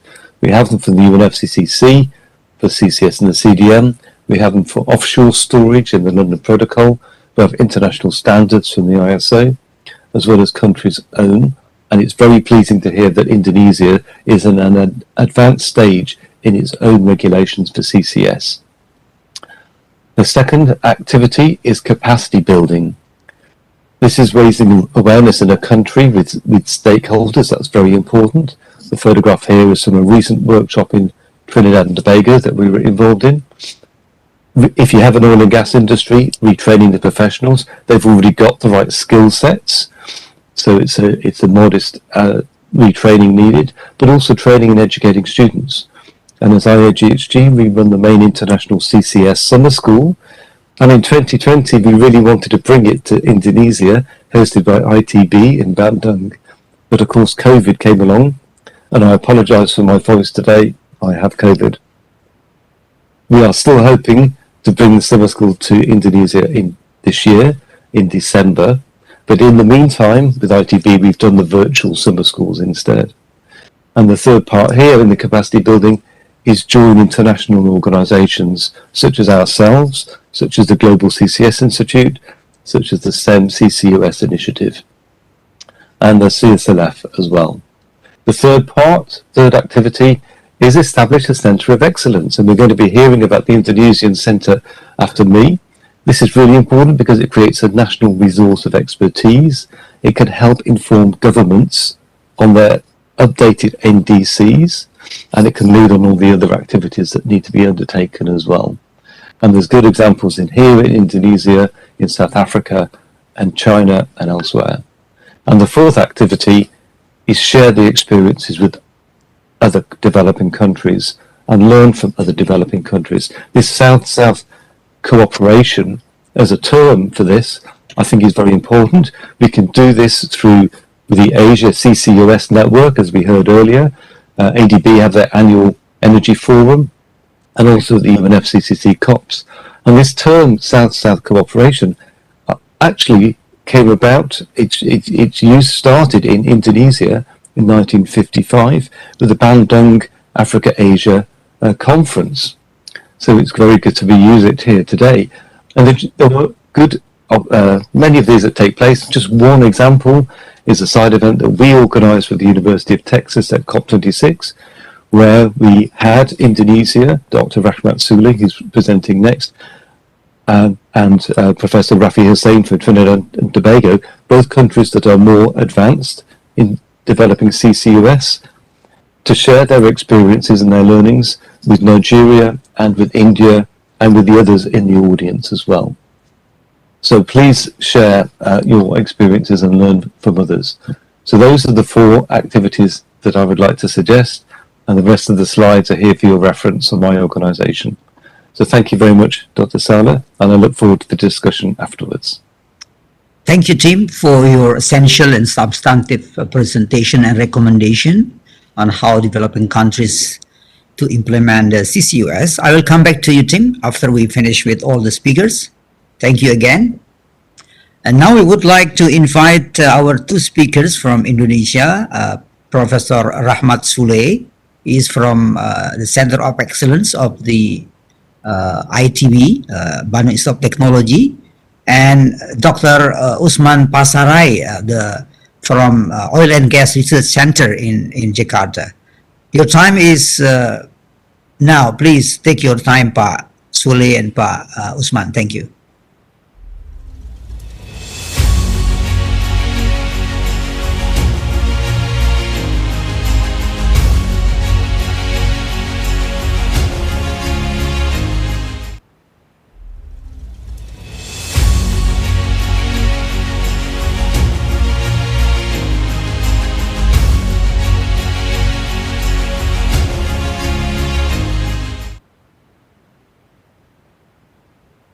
Okay, thank you very much, Pak Saleh, for the introduction, and I would like to thank also the committee area and also MEMR for giving us the opportunity to deliver about the role of the Center of Excellence for CCS and CCUS in supporting CCUS implementation in Indonesia.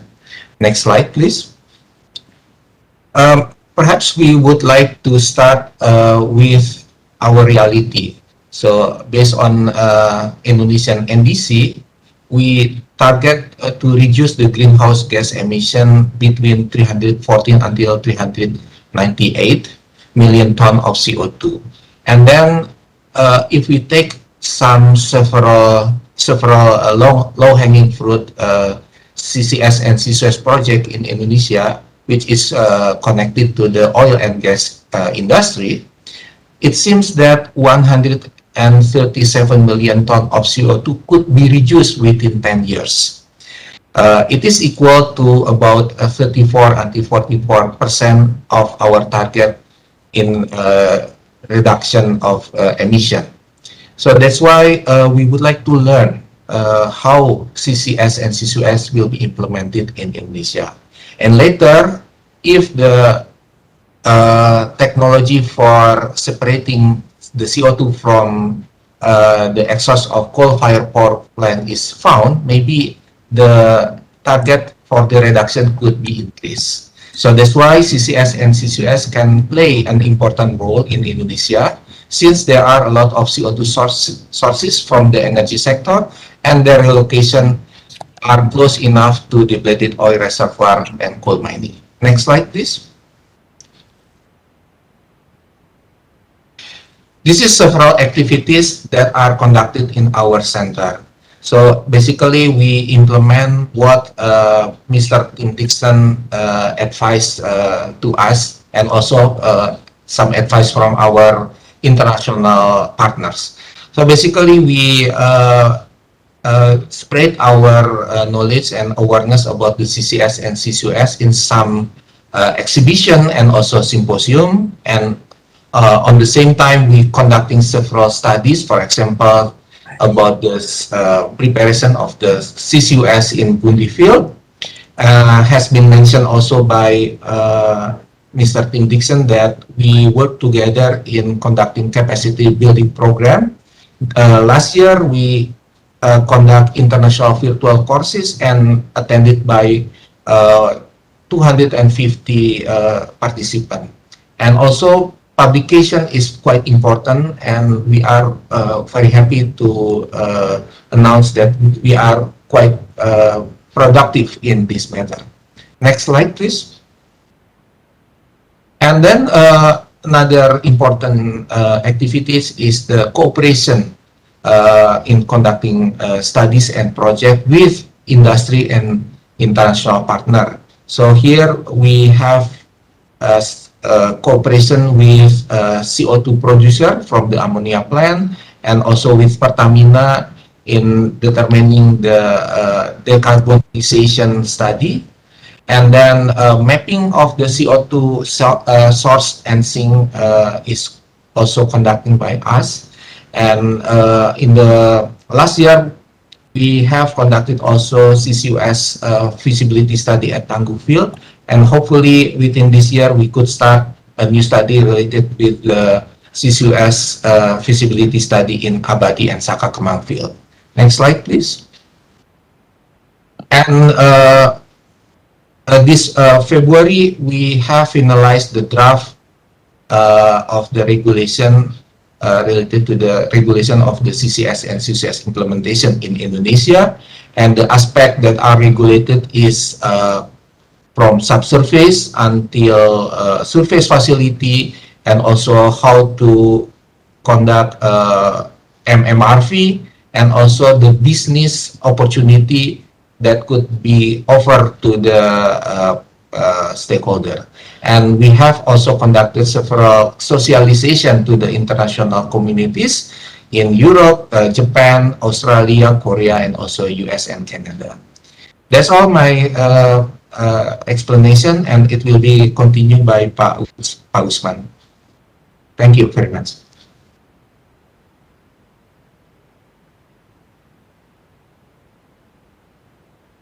You still unmuted, Pak.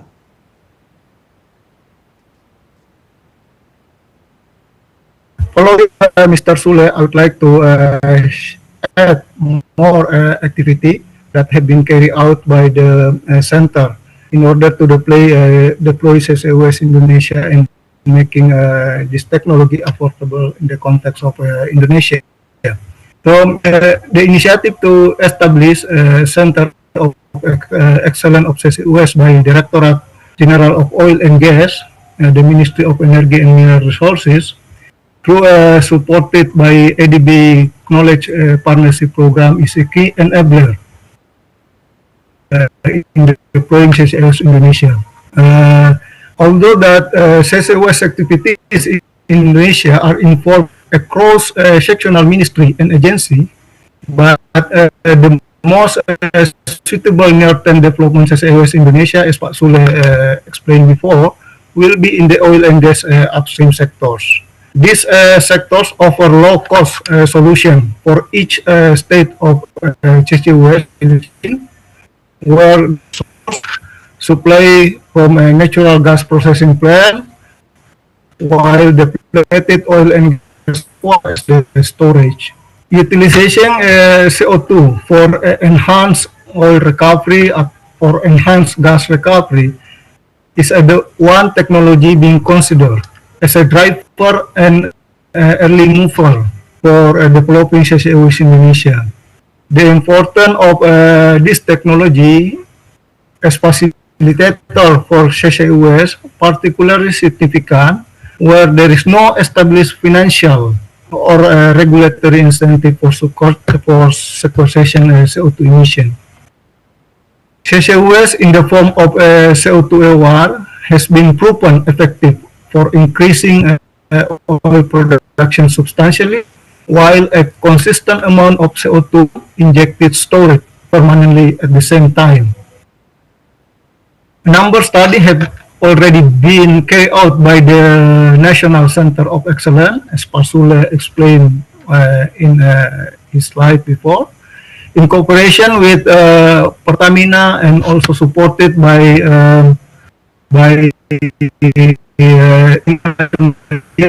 such as ADB, World Bank, METI, and other international institutions to assess the potential for CO2 EOR in Indonesia and to match source of CO2 with oil fields.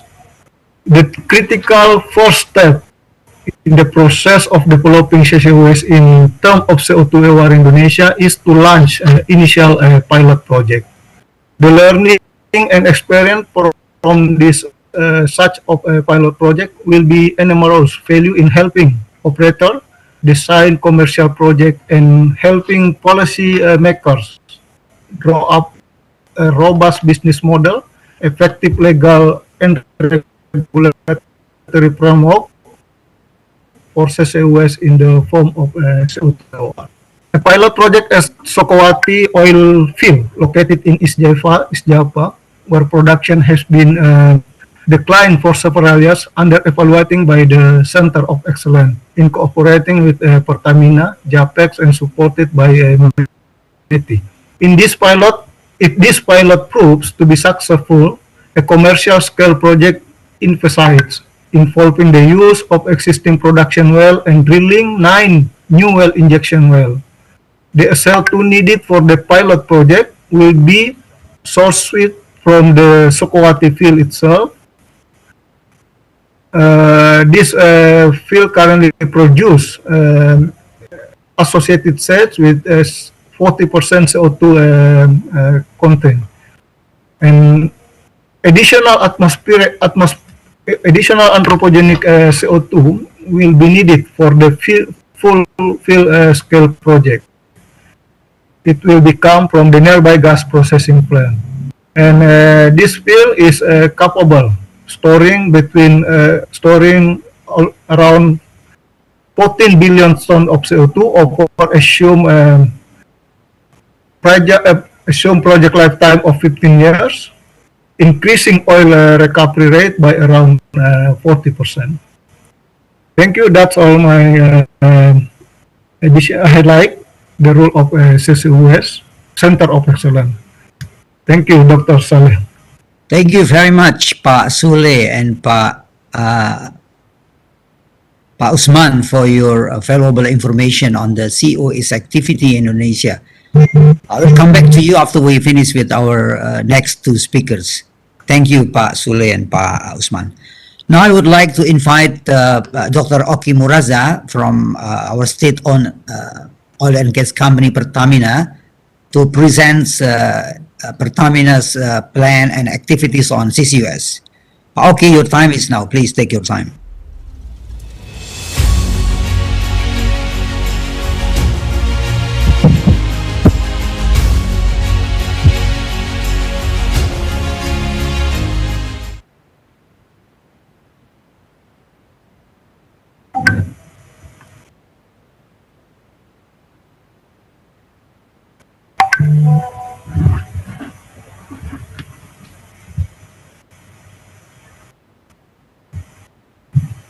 Thank you very much, Pak Dr. Saleh. I hope that my voice is clear. Good afternoon, ladies and gentlemen. Thank you for area. Thank you.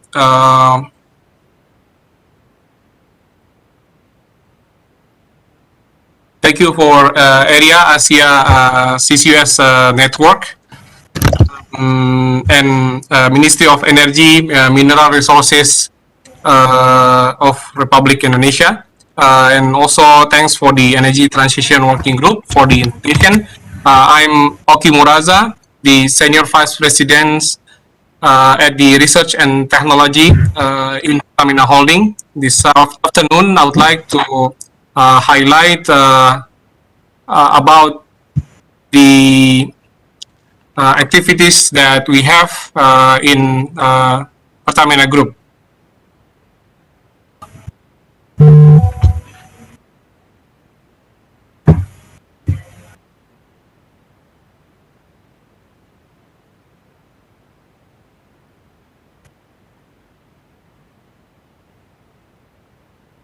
So,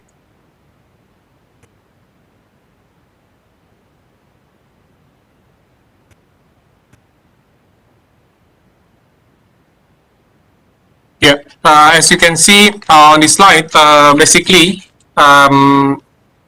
in Pertamina, first we try to unlock the potential of CCS and CCUS field. Pertamina continues to make effort in the screening and selecting fields that can be used as the injection sites, and also we collaborate with a lot of companies in feasibility studies and the first step in the implementation of CCUS projects. Thank you for Tim Dixon who just explained about the assessment guidance, and also thanks to Pak Rahmat Suleh and Pak Usman who just explained about the pilot projects, Sukawati. So basically, we try to obtain first the technology in order to capture the CO2, and then we need to determine the CO2 emissions along the mapping, storage, and locations. Then we study different options for CO2 capture and purifications. After that, we locate the mapping and we calculate the CO2 storage capacity. We study the transportation options, mostly through pipelines. Tracking and shipping will be considered after 300 or 400 kilometers from the source. And then we also explore the potential mapping of interconnections in order to establish hub or clusters. And last but not least, we need to find the business scheme. Then the next steps is basically the utilization option that we have.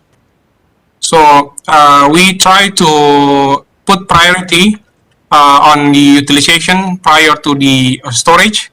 We have different ways in order to utilize the CO2 as a feedstock, also as an input. The first one is basically we try to convert CO2 to precipitated calcium carbonate by utilizing local resources. At this moment, we are building the demonstration plants. And then the next one is the conversion of CO2 into polymeric product. At this moment, we are developing the conversion of CO2 into polyurethane. And then we have also initiatives to fix CO2 into microalgae by different strains of algae.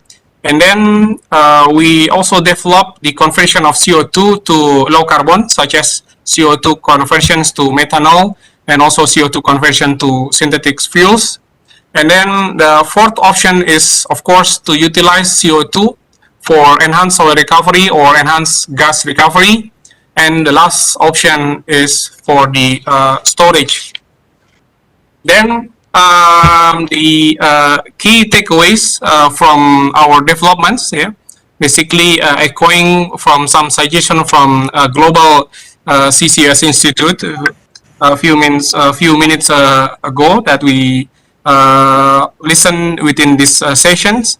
At this moment, we receive support from the government. Yeah, we have the research funding grants from Indonesia Endowment Fund for Education (LPDP) and also from Ministry of Education and Culture. We also receive support from Ministry of Finance in terms of super tax deductions for decarbonization research. In the future, we expect that there will be carbon economy value from Ministry of Environment and Forestry. We expect that there will be soon the regulation for the implementations of CCS and CCUS from the Ministry of Energy and Mineral Resources. Then we also expect numerous collaboration and partnerships, yeah, in order to get the green financings, soft loans, partnerships, in order to share the costs, project costs and benefit, sharing risks, and the technology capabilities. We are also expecting that there will be carbon trading program, and in terms of technology, we expect that the researcher will further improve and help us with the technology improvement and optimization in order to reduce Capex and OPEX. And we expect that there will be carbon market, CCUS market, and the acceptance from the stakeholders. We believe that the CCUS will be economically viable with the technology transfer from developed countries to developing countries. And we expect that there will be sustainable finance in order to support the projects. Thank you very much, ladies and gentlemen. I look forward to listen to fruitful discussion from this afternoon sessions. Thank you. Thank you, Dr. Oki, for your excellent presentation. I'll come back to you after we finish with our last presentation. I would now like to invite Mr. Dashak from the ASEAN Development Bank to share his perspective on how to developing countries speed up the CCUS implementation. Please take your time, Mr. Dashak. Thank you so much, Dr. Saleh.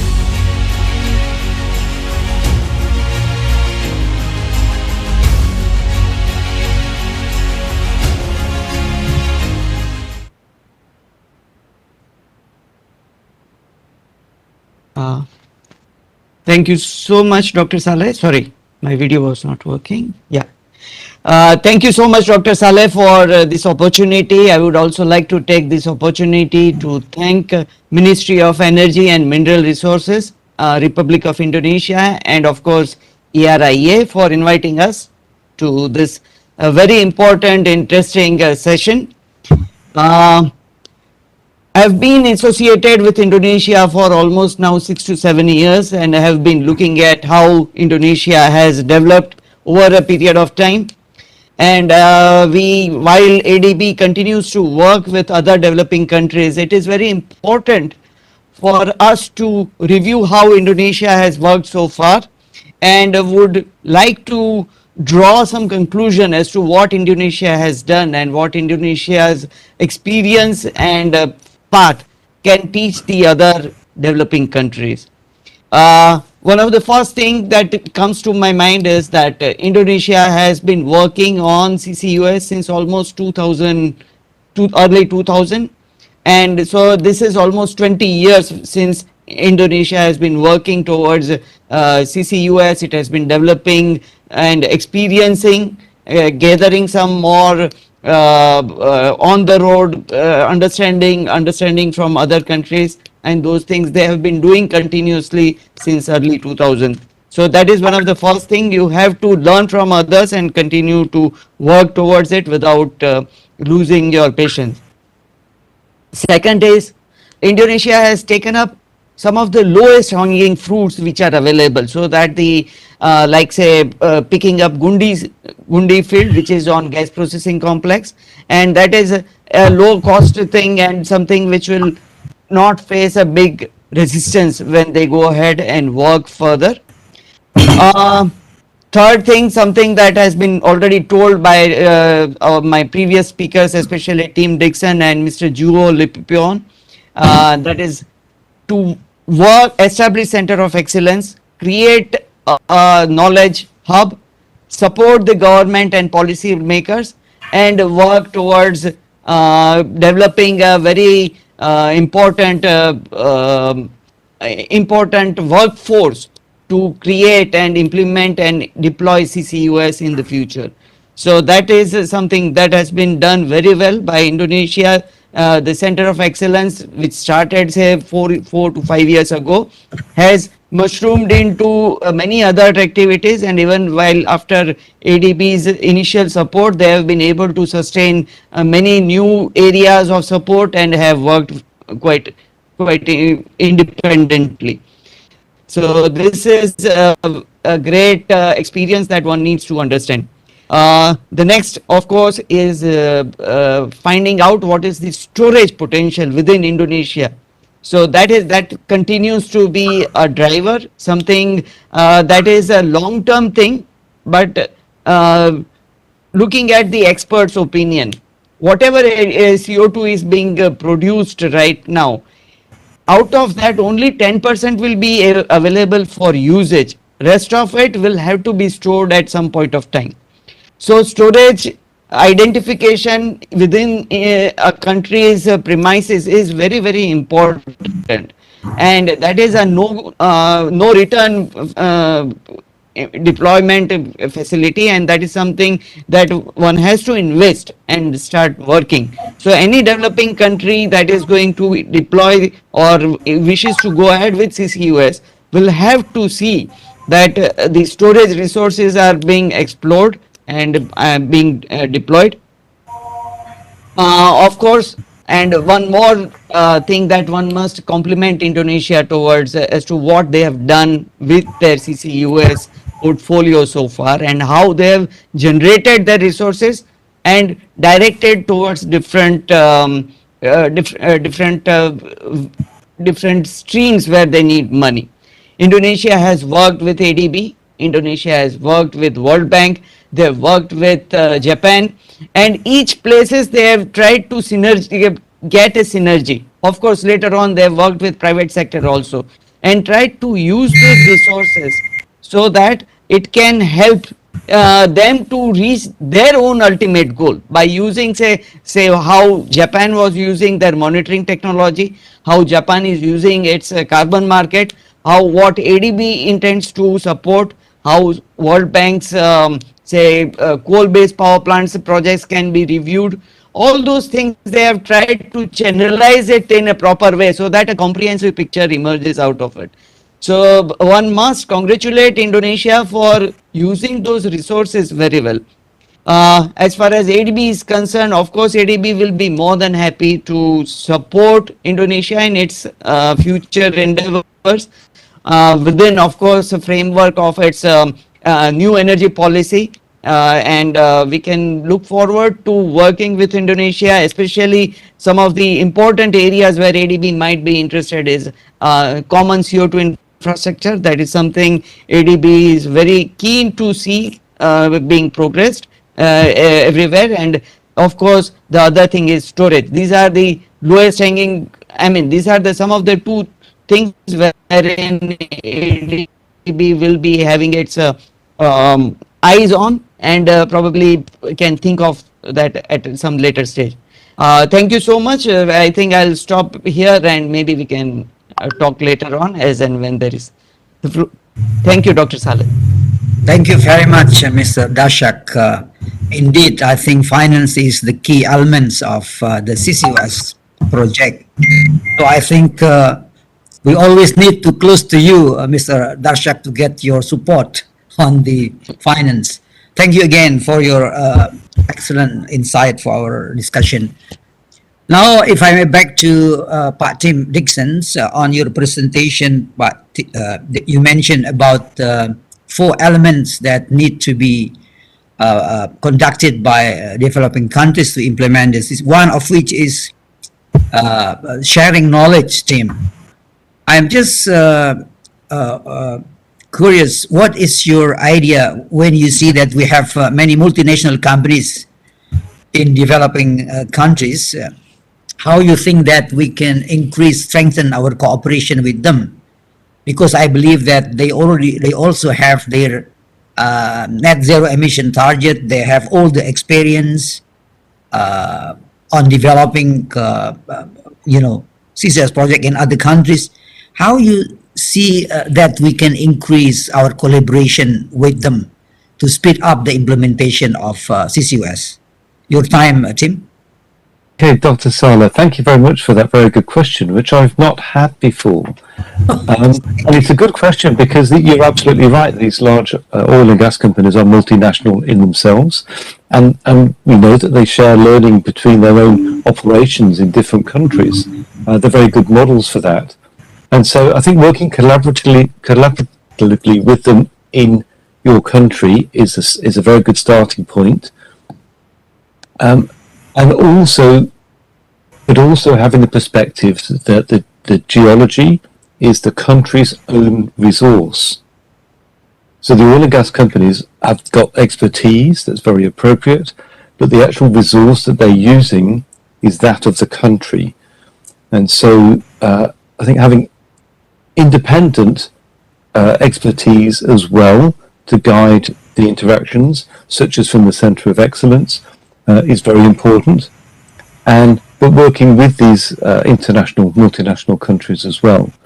And we certainly see that ourselves as IAGHG. Half of our members are countries and half of our members are these multinational companies. And we act as a way of knowledge sharing between all of these, and it happens at our conferences and our events.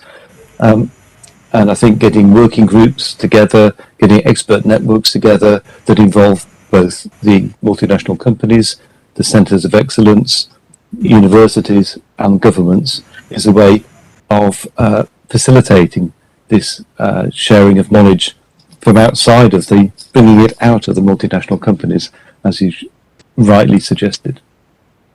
Thank you, Tim. Very valuable information and recommendation from you. I think that would be a good lesson learned for us, for developing countries to speed up the implementation. Thank you again, Tim. I would now like to move to Pak Sule and Pak Usman. We see that this Indonesian COE is getting more substantial in supporting all the technical and economical studies for CCS project in Indonesia. Could you please share the strategy that you do in strengthening the role of COE in Indonesia in accelerating the CCUS project, and what experience you can share with other countries in conducting all the studies and pilot project preparation, obstacles, collaboration, etc.? Can you share with us, Pak Sule and Pak Usman? Thank you. Maybe I would like to answer first, and then it will be continued by Pak Usman. So, based on our experience, coordination issue is the most challenging. Normally we work alone, so basically geologists work alone, petroleum engineering work alone. But in this CCS and CCUS issue, we have to work together.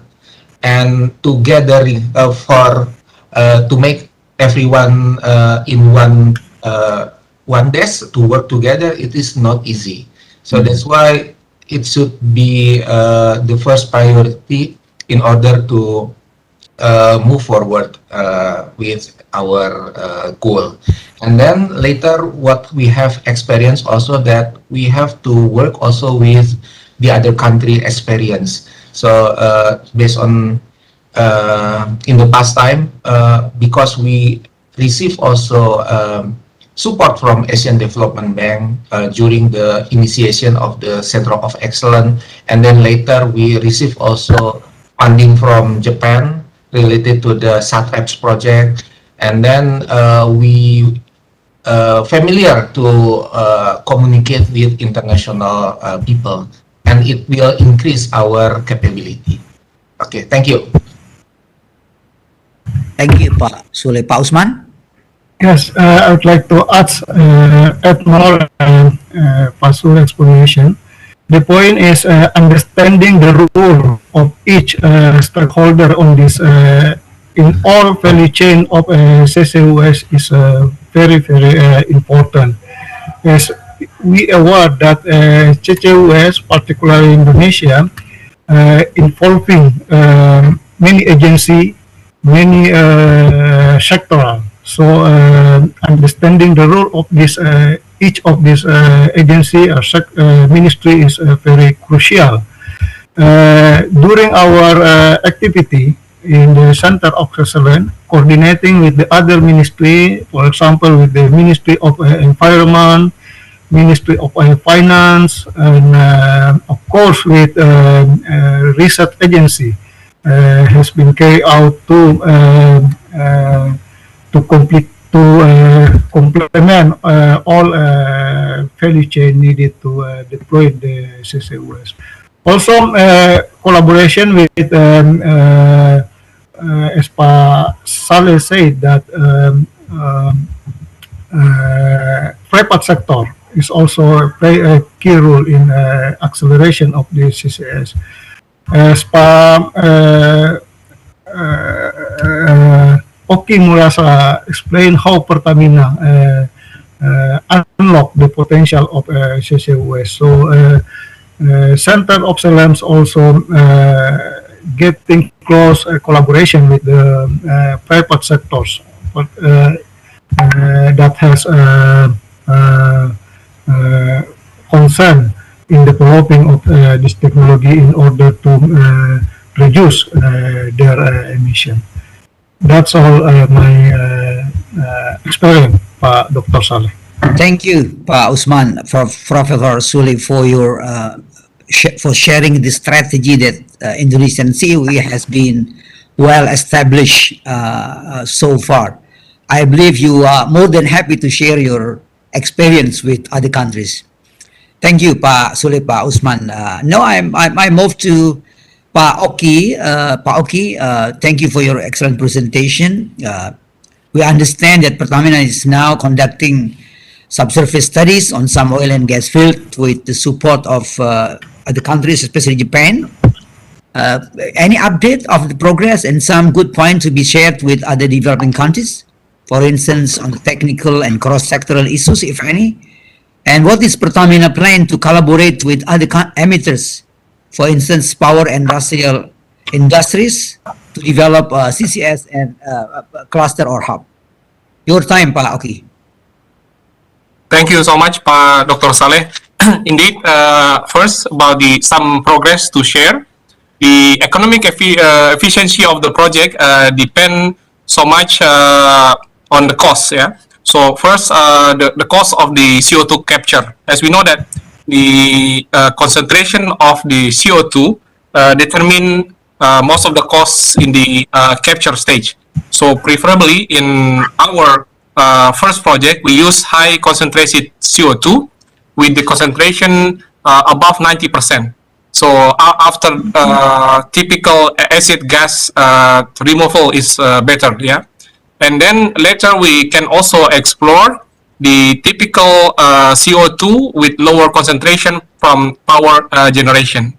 And then the next one is the transportation is very crucial, as we need to find the depleted reservoirs as close as possible to the CO2 source. And then the third one, the infrastructure or the existing infrastructure is very important in order to suppress the capital expenditure. The fourth one, if possible, we prioritize the CO2 enhancer recovery first before the storage, so we can get additional revenue from the oil sales. And the fifth one, the reliability is the key. So we need to study very well the geomechanics and the well integrity. About the plan to collaborate, we have the partners with the financial support, such as joint credit mechanisms, yeah, which is offered by our Japanese counterparts. As this CCUS is high capital expenditure projects, high Capex projects in developing countries, the cost of energy is very crucial, yeah. So most of the time we cannot really pass the cost of CCUS to the customers. And then secondly, we have the collaboration with technology providers, as this is basically technology intensive. The third one, basically we expect to have collaboration with an objective for new business.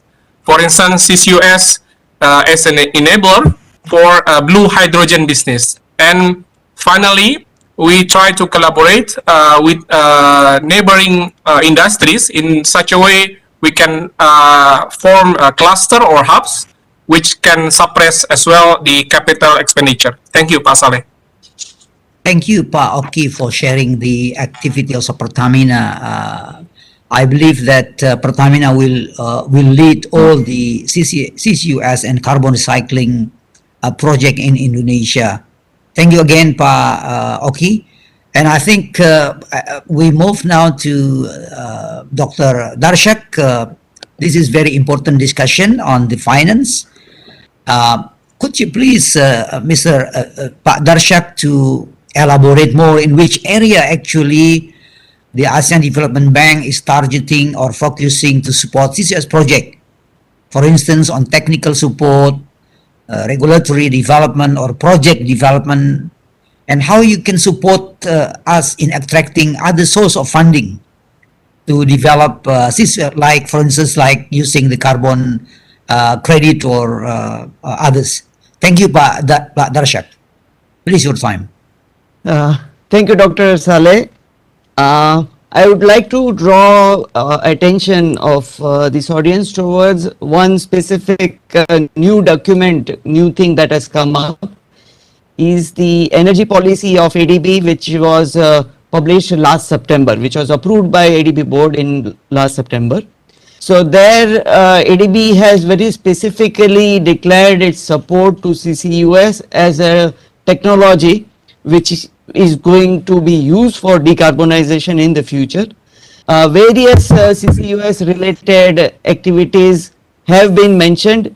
One specific exception, of course, is enhanced oil recovery, which has been which has not been approved as an eligible project within ADB's pipeline. But ADB will be able to help and work with the Indonesia on CO2 storage, as I mentioned earlier, common CO2 infrastructure. It can also work on e-fuels, which is preparation of fuels out of CO2 capture. That is one of the things that may be interested.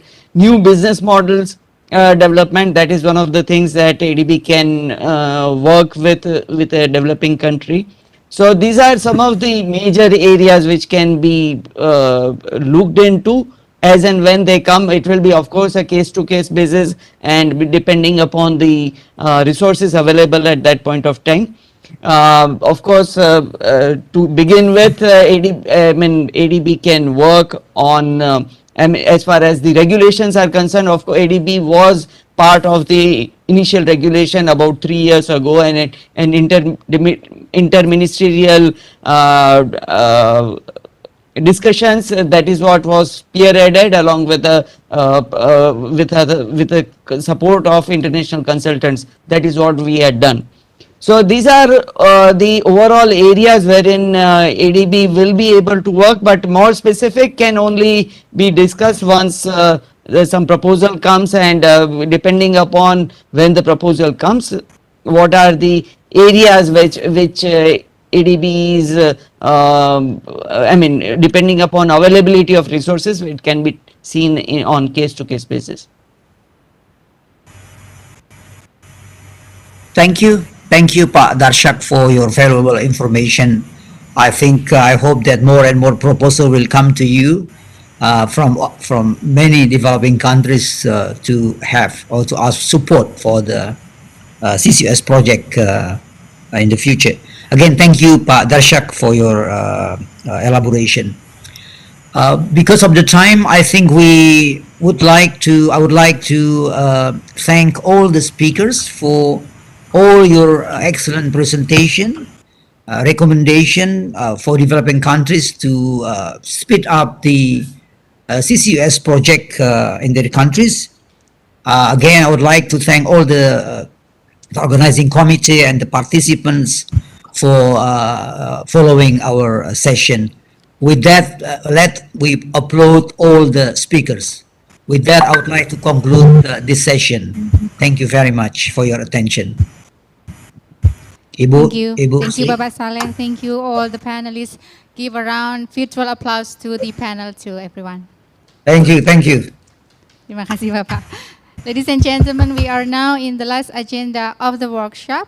Last but not least, to close the workshop, allow me to invite Mr. Koji Hajiyama, Chief Operating Officer of AREA, to deliver a closing remark. Please.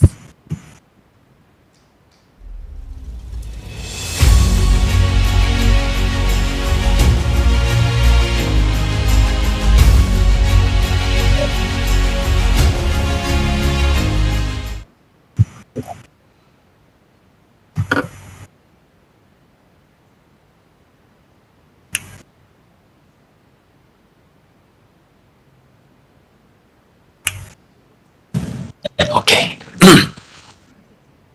Thank you for introduction.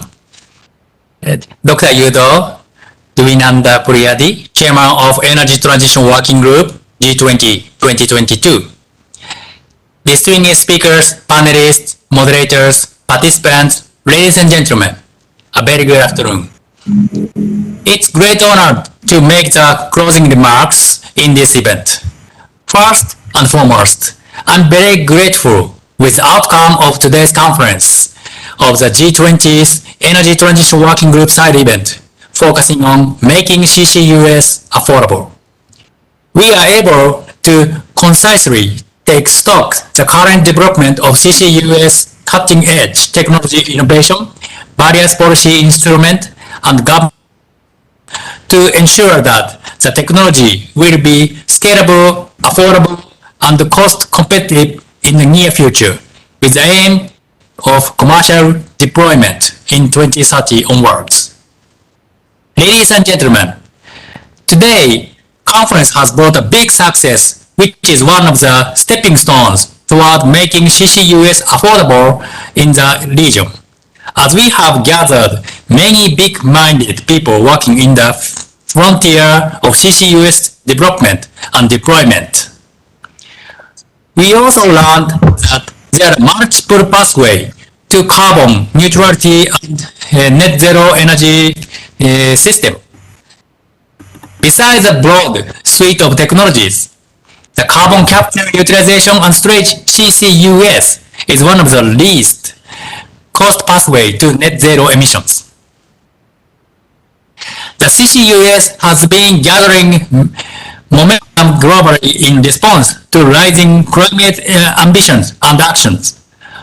Most notably, in 2021, the commencement and the deployment of the first CCS facility also gets started in a number of new countries, including Indonesia and Malaysia. We have also seen the first application of CCS to liquefaction of natural gas, the first commercial direct air capture with storage business announced in Europe, and the construction of world's first commercial application of CCUS to cement production.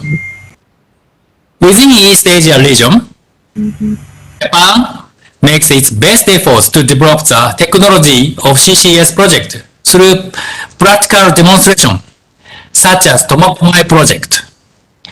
Regarding this project, I was in charge of this project when I worked in the government of Japan.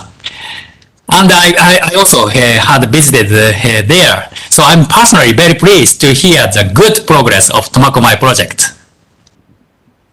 The development of value chain networks of CCUS, including the development of CCUS hubs, namely the industrial centers that make use of the shared CO2 transport and the storage infrastructure, could help accelerate deployment of CCUS by reducing cost. The issue of affordability is complex, as there are so many different applications to carbon capture depending on source of CO2, with the cost from around from $30 per ton CO2 in gas processing, such as ethanol production or natural gas processing, to over $100 per ton CO2 in coal-fired power plants, steel and cement production. So deploying CCUS is already now a relevant option for many processes. In this regard, the government have a critical role to play through policies that establish a sustainable and viable market for CCUS. But industry must also embrace the opportunity, while technology innovation will need to draw down cost further with the scalability and the economic of scales. In addition, the international cooperation via G20 and other platforms such as CM, Asia CCUS Network, and other platforms can play a vital role in ensuring that the key players such as government, public, and private entities, industries, research institute and academia, and banking institution can learn from past experience, gaining from good practice and avoiding earlier mistakes in the most important to accelerate the CCUS deployment and make the technology affordable. Finally, capacity building and knowledge sharing on CCUS are so critical to help policymakers to understand the element of the suite of CCUS technologies and the required policies that are best fit into each country's circumstance. The speed and adaptation of CCUS technology to address the global climate goals will require fast learning through CCUS capacity building. Effectively, policy including putting in place clear and supportable legal and regulatory frameworks, creating business model, and facilitating CO2 infrastructure investments. Ladies and gentlemen, last but not least, I would like to take this opportunity to tremendously thank the Ministry of Energy and Mineral Resources of Indonesia for hosting this event with AREA. I also thank Dr. Yudo Dwinanda Priyadi, Chairman of the Energy Transition Working Group of G20, and his team for excellent leadership and arrangement. And a great appreciation and thanks to speakers and panelists who have shared their invaluable insights. Let me stop here and I wish you a wonderful day. Thank you very much. And back to MC. Thank you. Thank you, sir. Thank you very much. Honorable Chair of Energy Transition Working Group, keynote speakers, moderators and panelists, representative of G20 members, and everyone that could not be mentioned one by one. On behalf of the Directorate General of Oil and Gas, of the Ministry of Energy and Mineral Resources of Indonesia, and AREA as the co-organizer, we would like to deliver our bunch of thanks for joining us today. See you in another G20 side event series. Stay safe, stay healthy. Thank you, everyone. Bye-bye.